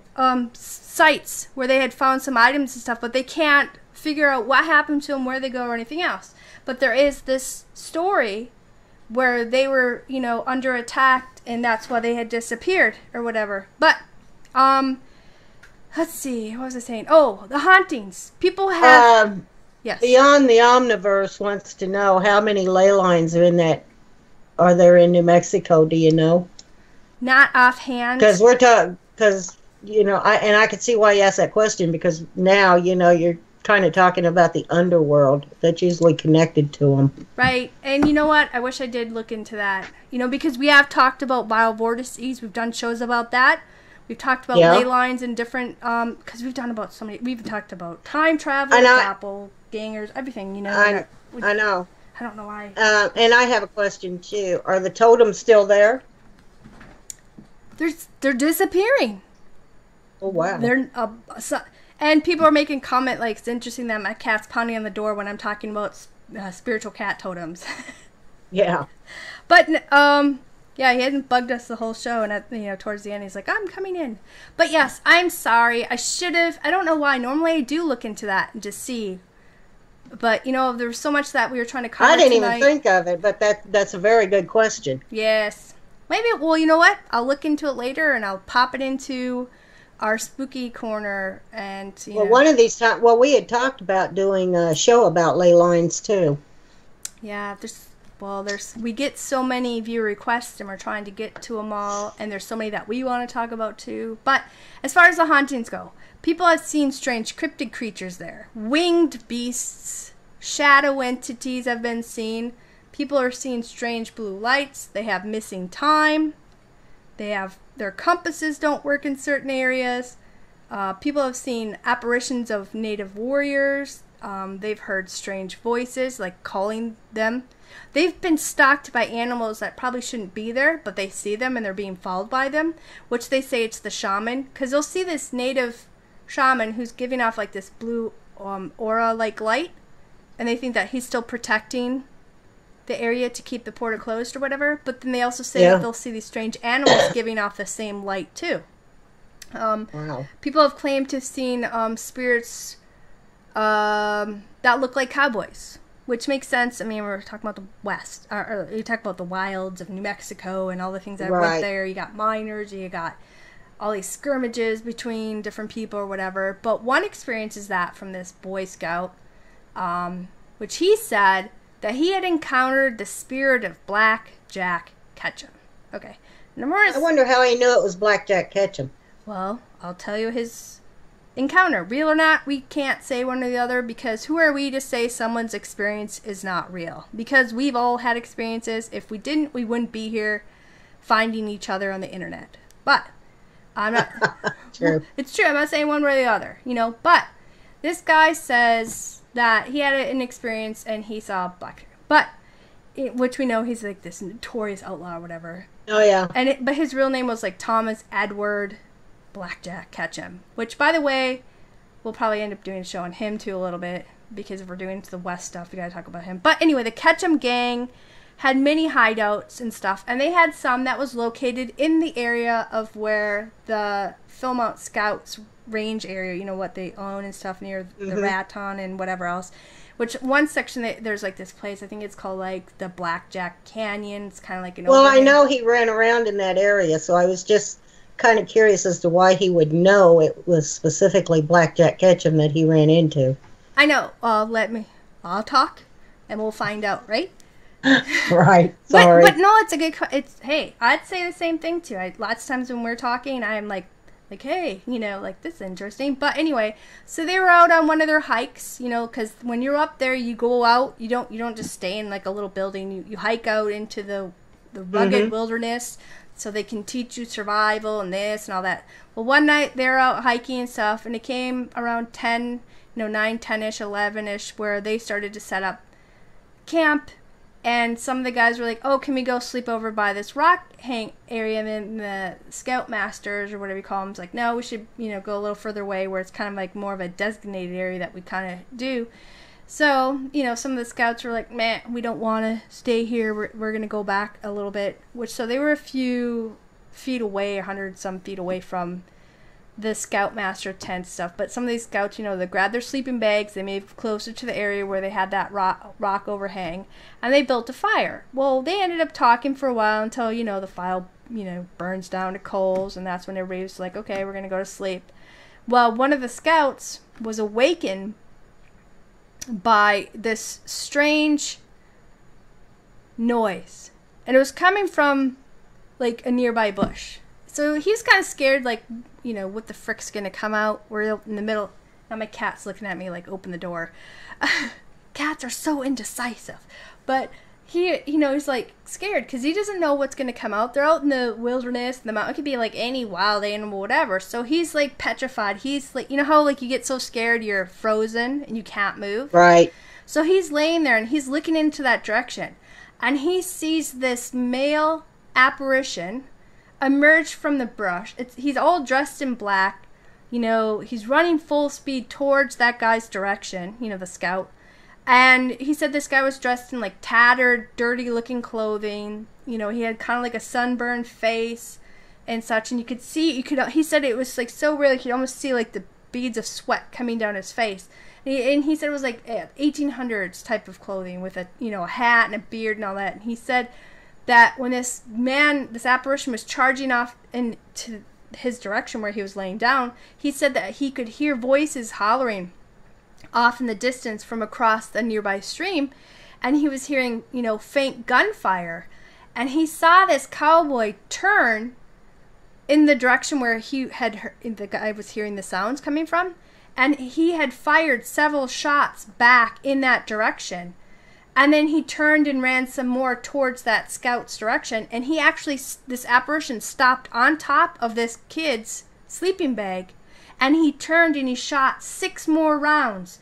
And the boy said that he could see the cowboy was like wounded in one shoulder.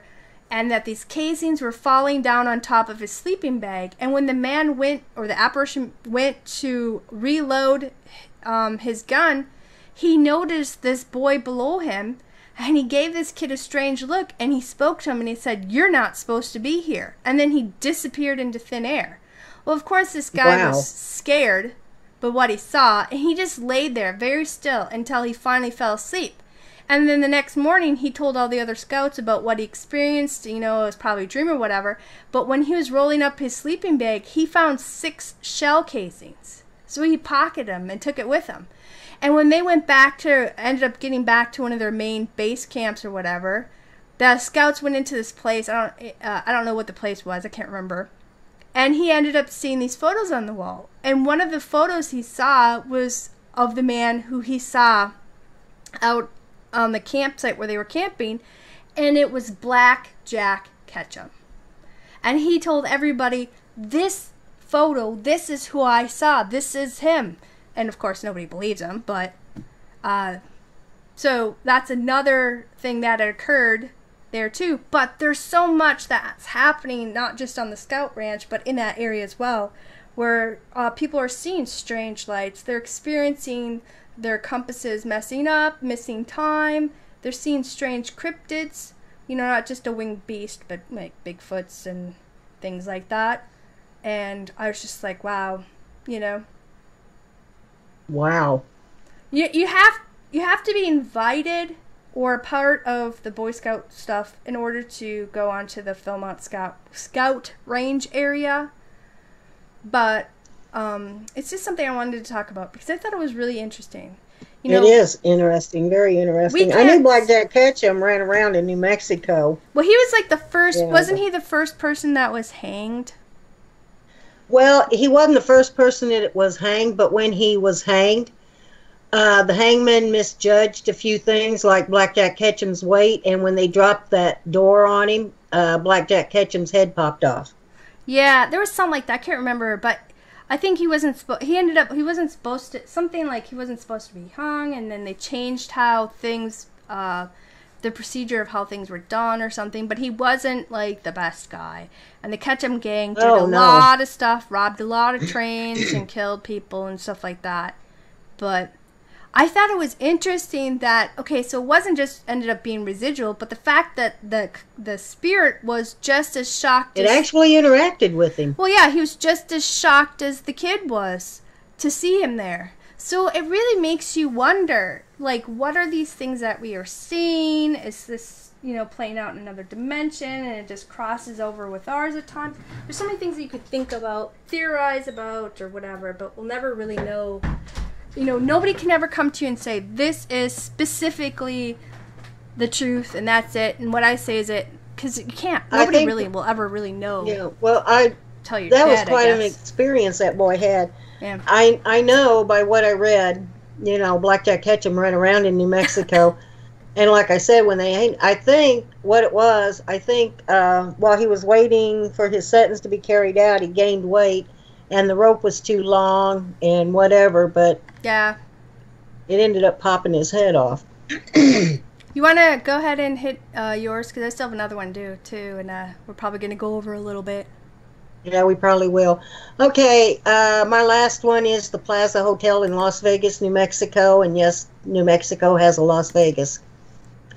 In 1835, a group of settlers received a land grant from the Mexican government, and they established the town of Las Vegas. Now, the town was laid out in the traditional Spanish colonial style with a central plaza surrounded by buildings. And a lot of these towns in New Mexico that were established when New Mexico was part of Mexico, they were kind of laid out the same. A lot of them were, with these central plazas and these buildings all surrounding these plazas. And that was actually to serve as kind of a fortress in case of an attack. Now, during the Mexican-American War of 1846, Stephen Kearny, remember him from another story, captured the town and declared it property of the United States. And it stayed a relatively small community until 1879, when the Atchison, Topeka, and Santa Fe Railroad came to town, and they built a station 1 mile from the plaza. Well, this kind of split the town in two, because for a while it became East Las Vegas and West Las Vegas. And as with any other town that the railroad comes to, it brought along business people and businesses and people from all walks of life, including those of the so-called unsavory kind. Now, in 1882, the population reached about 6,000 people, and that same year, the Plaza Hotel was built. Now, this was a 3-story brick building with Italian an Italianate facade, high ceilings, twin grand staircases, and decorated with all the latest trends and furniture. It was advertised as the finest hotel in the territory, but then again, weren't they all? It was the leading hotel in Las Vegas until the La Castaneda was built, and that hotel was operated by Fred Harvey as part of the Harvey House claim. Now, the plaza was located on the east side of Las Vegas, and this side had all kinds of murderers, thieves, robbers, gamblers, gunslingers, tramps, along with other undesirables, and with the likes of Doc Holliday and Big Nose Kate and Billy the Kid and Dick Litto, who, by the way, was the last surviving member of the James Younger gang. Mysterious Dave Mather, who was a gunfighter that actually served as a lawman in West Las Vegas. Hoodoo Brown, who was a leader of the Dodge City gang, and he was considered one of the baddest cowboys of them all. Really? Just to name a few, yeah. I don't even know if I want to dare ask why he was, because there's a lot of nasty characters that were roaming through New Mexico. And for him to get title of, like, one of the nastiest, I can only imagine what he did. Well, the Lincoln County Wars took place down there, too. That's why Billy the Kid, I guess, got around. But it was no wonder that East Las Vegas was considered a lawbreaker's paradise. Not only that, though, the dry climate of the area attracted people suffering from tuberculosis, which is probably what attracted Doc Holliday. And many of them stayed at the plaza. Now, at the time, there was no known cure for tuberculosis, so needless to say, many of them died in their rooms or in the town. And that doesn't include those who were killed in barroom fights and such. So in the 20th century, the plaza hosted other celebrities as well. Cowboy Tom Mix stayed there, Tommy Lee Jones, Jack Nicholson, Dennis Hopper, Theodore Roosevelt, among others. And I could not believe the movies filmed in and around Las Vegas. Easy Rider, No Country for Old Men, John Carpenter's Vampires, Red Dawn, Wyatt Earp, starring Kevin Costner, just to name a few. Tom Mix filmed approximately 8 movies there. Well, over the years, the plaza became a little run down and went through a few owners, but today the new owners, have restored the place, and it's a hotel, restaurant, and bar. Now, the hauntings, room 313, this is the room of a previous owner named Byron T. Mills. Now, his spirit likes to play pranks. He'll move things, and he'll even blow cigar smoke in your face. He is known to sit on the bed in your room, especially if there's a woman in it. There's apparitions of cowboys in the old bar, voices, cold spots. When you take a picture in there, there'll be extra people showing up in the photos. And even if you take a picture with nobody standing there, there'll be people will show up in your photograph. Blurred photos, cameras not working, doors opening and closing, unexplained noises, footsteps, the occasional gunshot. There is a presence on one of the twin staircases, and they say it doesn't show itself, but you always know when it's there. It makes you wonder how many people in the Wild West back then had post-traumatic stress disorder from all the gunfire, like, and then everybody's like ducks and cowards, That's why they drank so much whiskey, because they had PTS, or whatever, post-traumatic stress disorder from all the gunfire around them all the time. Yeah, I hear you. Nobody knows who or what the spirit is, the presence is on the staircase, but it's like I said, nobody's ever seen it, but they say you always know when it's there. You can feel it. In the dining room, there's the apparition of an older, motherly female. Now, this is believed to be Lucy Lopez. She's a former owner. And her and her husband owned the place at one time, and Lucy rented rooms to the college students at a discount, and she sold them meal tickets for the dining room, for a change from cafeteria food. And if a student couldn't afford to buy a $30 a week meal ticket, she still made sure that they had something to eat. They said that she was a very, very kind lady. Her apparition mostly appears to college-age people, but, it has been seen by people of all ages. But they say that, if you appear to be a college student, that's mostly who her apparition will hang around. And this is just a sample of the hauntings. There seems to be some sort of activity on every floor. Footsteps, smell of perfume, smell of cigar smoke, voices. I mean, it goes on throughout this hotel. But none of this activity has been reported as dangerous. Because nobody died. Why? Is that what you're trying to say? That's why they're not dangerous? You know what? I wonder if people have ever been killed. Well, there's been apparitions of cowboys. Yeah, I'm sure there were. There were gunfights in the place because, this place at one time sat in a section of... Now, Las Vegas is kind of joined, but when the railroad come in, it split the town in two. You had one side, which was the nice, friendly, so-called upstanding citizens, and then you had East Las Vegas, where this place sits, and it was wide open. There wasn't even a lawman in that section. Well, there wasn't a...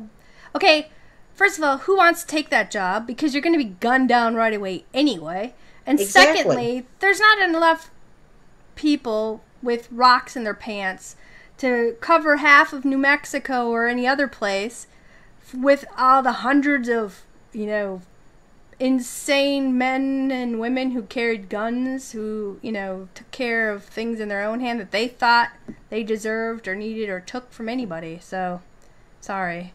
I don't think there's a lot of law, period, for a good chunk of time all across the Americas. You know what I mean? Well, when you get into a section like Cimmarron and East Las Vegas, Nevada, nobody in their right mind would take that job as a lawman. Nobody in their right mind, because I would imagine their life expectancy was a day or two. If they lasted that long, maybe a little longer. Yeah, it's not like these TV shows you see, like on MeTV, where they show all these old Western stuff, long before. And if you stop and think about the people who frequented these places, every one of them are outlaws. Billy the Kid, Dick Little.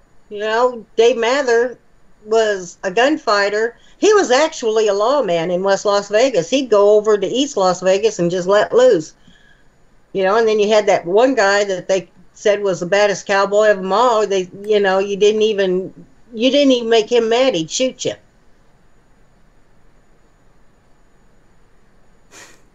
Well, ending on that, I don't know what to say. But somebody had mentioned that there's really not a whole lot in this town as far as structures go and something as far as... Yeah. But it doesn't mean a place can't be active, because a lot of stuff's torn down, but to an residual or intelligent or demonic or whatever, they can still a lot of these places anymore are just tourist towns. Nothing hardly left there. They're basically tourist towns, or just a stop along the way or wherever you're going.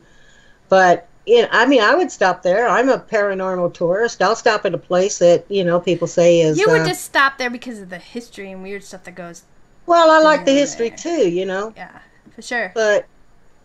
I just want to go to a lot of places. You guys, we need to win the lottery. So, we could do, a hangout. Let's all go to... take a bunch of people from the chat and be like, if one of us ever win the lottery, be like, let's all hit up all these different spots and we could all hang out and I've never done an investigation because it's not my thing, but I have nothing against it, but I enjoy learning stuff or whatever. But that'd be cool if we could all hang out and go to some of these places that we talk about. I'd probably do more. Really. I'd probably do more of a cryptid investigation. I'm like, see, you're into cryptid. Don't get me wrong, I like UFO cryptids too. Stuff, and I'm into a little. We're into everything. I'm more into the paranormal. I have done investigations. I haven't done one in a while. Oh, I'm not against it. But I used to do a lot of them. But but I like cryptids too. I like cryptids too. Bigfoot approves of your liking of him. He gives you two That's thumbs right. up. I like Bigfoot. Yeah, Bigfoot's like, hey, thanks. We sit and we get kind of can't figure out what kind of a show we want to do. I always say, hey, let's do something Bigfoot. Well, we talk about everything, but we also have a ton of viewer requests that we keep trying to get through them all, and we have so many to do for years. You know what I mean? But I'm gonna do one more before we're gonna end up going over. Sorry, guys. Yeah, we're gonna run over a few minutes. So we apologize, but you never know what you're gonna end up talking. Bantering when you hear the other guy talk about something, and then you just talk, stuff pops in your head. We're just two friends. We're not experts, but we love talking about a lot of stuff, and we love meeting people on the internet and making friends. And we get off topic every once in a while. Yeah, and learning stuff like what they do and stuff. The Old Main Penitentiary in Santa Fe, New Mexico, which is located on Penitentiary Road. My mouth's shutting off for the evening. I know, mine is too. It was originally constructed and opened in 1885, and many inhumane things had occurred in these facilities, and it's been said as well as some of the deadliest prison riots. But back in the 1920s, these inmates rioted due to poor sanitary conditions, lack of food and water, overcrowding, and several of the prisoners, they refused to go back to their cells, and the guards began to open fire on them from the tower, which ended up killing one and injuring several others, which I'm kind of surprised more people didn't die, but maybe some people Me did. too. Some people probably did, and they just kind of kept it under wraps or whatever. But, of course they were lectured like, hey, that's not how you're supposed to handle situations because, word spread, and you got to make your prison look good, because the prison's all about making cash. That, they put people in there and keep them in there because they make money off that. But another riot occurred in 1953 when inmates were sick of how they were being treated by the guards. They saying that the guards were torturing them and they were starving them. And they also mentioned, a couple prisoners who were released, but they've been trying to say, hey, some shady stuff occurred there by the guards, that they were actually taking blood and organs from the inmates and selling them.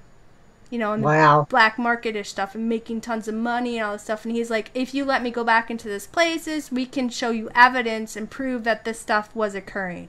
But during the 1953 riot, several guards were held hostage during that time. Several inmates were wounded. 2 were killed. I still think more were killed. But in the I think so too. But, by that time, they're like, okay, we got to do something. We got to build another facility because this ain't good, and it's just not big enough. So in 1956, they built the new prison, which was, several miles away from the old one, and the old one was torn down. But in the 80s, another riot broke out in Cell Block 4 that lasted 4 days. Not like 4, 1, 2, 3, 4. It lasted several days, where over 33 prisoners were killed.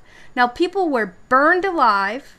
They were hung, they were hacked up with an axe, they were dismembered, they were decapitated, they were brutally beaten, stabbed, sexually assaulted, gangs were attacking gangs, they were attacking the guards and the people who worked there, and this was known to be one of the most violent prison riots to ever occur. And it took the National Guard and the state police and, of course, some of the people who worked in the facility to finally end this riot. But hundreds of prisoners were injured. The state decided, what, we're going to ship some of these inmates to several different facilities, break up the gang stuff, all across the United States. And that unit, which they termed as the Old Main, was shut down in 1998. Now, I guess it has tours that are going through here, and you can actually see the axe marks, which I kind of have these photos where it's showing one spot where you can see a body burned image still on the floor, and you can see I heard about that. Axe marks that are like still there, whatever. What the heck was I saying? My mind went out the window. Come back, mind. Burn marks on the floor. Oh yeah, and stuff like that. It could still be seen. This facility has been used for movies as well. And I'm going to post a link of the newspaper articles where you guys can go read more on this history, and some other links where you can actually see the photos of the carnage that took place. Maybe not so much all the dead body, but like what the building looked like during this last riot or whatever. But because of all these riots that happened there, all these lives that were lost, the way that people were treated, you know, they were tortured, the emotional stuff that was going, the sexual assault, all these different things, it creates things. You know how sometimes they say people, like, negative things that occur will manifest or create darker entities into beings? I'm not saying that true or not true, we're just saying that what things are talked about by people. Right. So there's a lot of that kind of things in this area or in these buildings, but people have seen shadow entities, they hear disembodied voices, they hear screams, they hear cries and footsteps.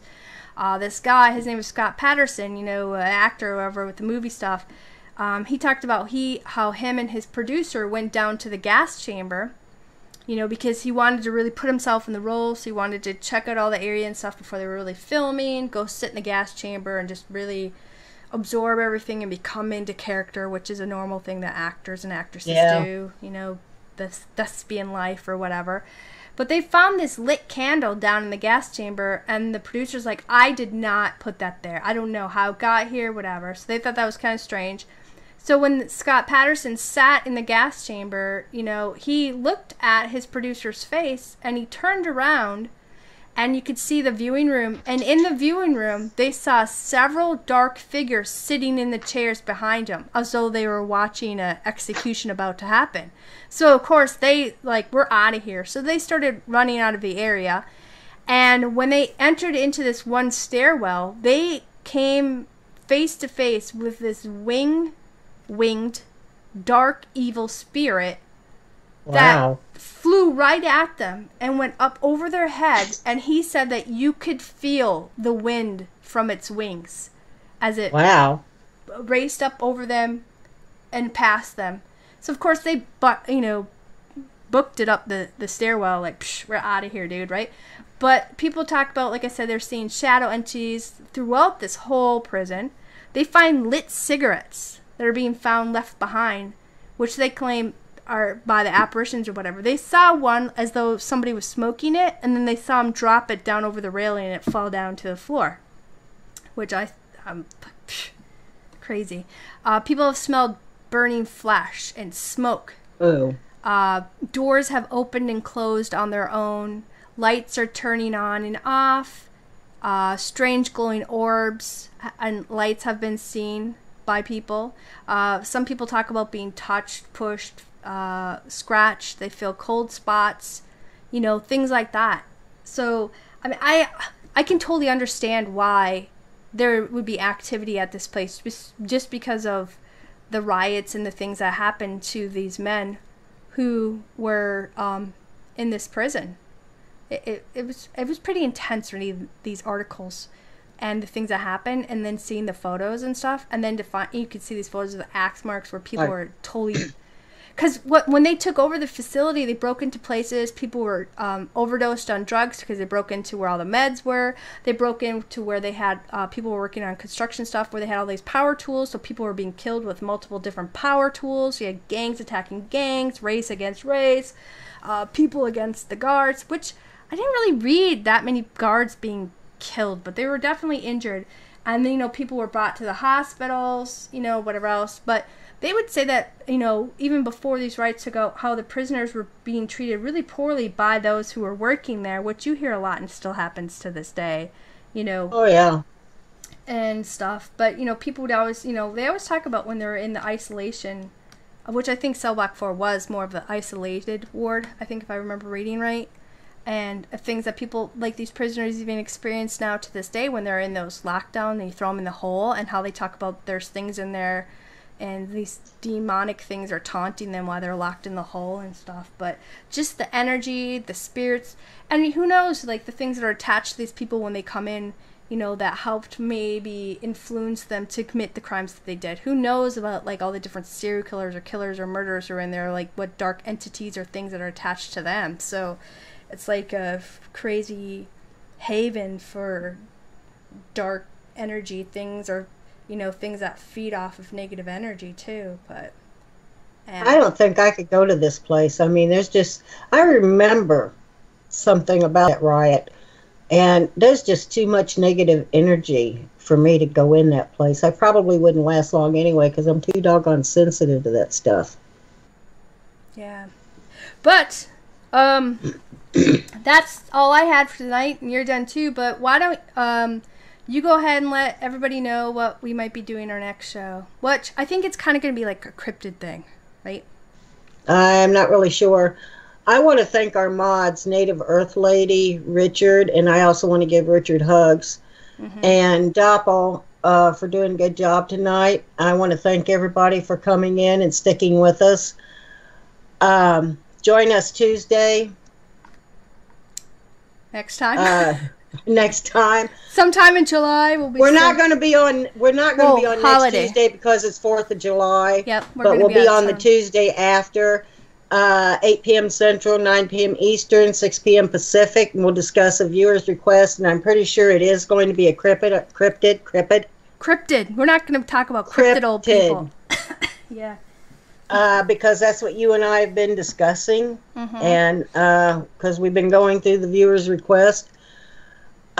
Please subscribe to us, give us a like, and share us on any social media you happen to be a part of. Right. Thank you guys all for coming. If you want to get show reminders, you can either click here on our YouTube name, Spooky Raven, and subscribe. Or you can send us an email at anythingbutordinary@live.com letting us know that you would like us to send you reminders for upcoming live shows. Or you can contact us there with show ideas or friendly banter, or, talk about experiences that you guys had, because sometimes we have a paranormal talk night where we have you, our viewers, come on and share your own personal spirit experiences, photos, EVPs, videos, and such. You can also find us on our Facebook page and give it a like there to see upcoming show reminders as well. Thank you guys all for coming. We hope that you have a great week, you have a great holiday, be it by yourself or with family or whatever, and we'll see you. Yes, have a great holiday. And we'll see you next time, and we'll see you guys around the net. Good night. Good night.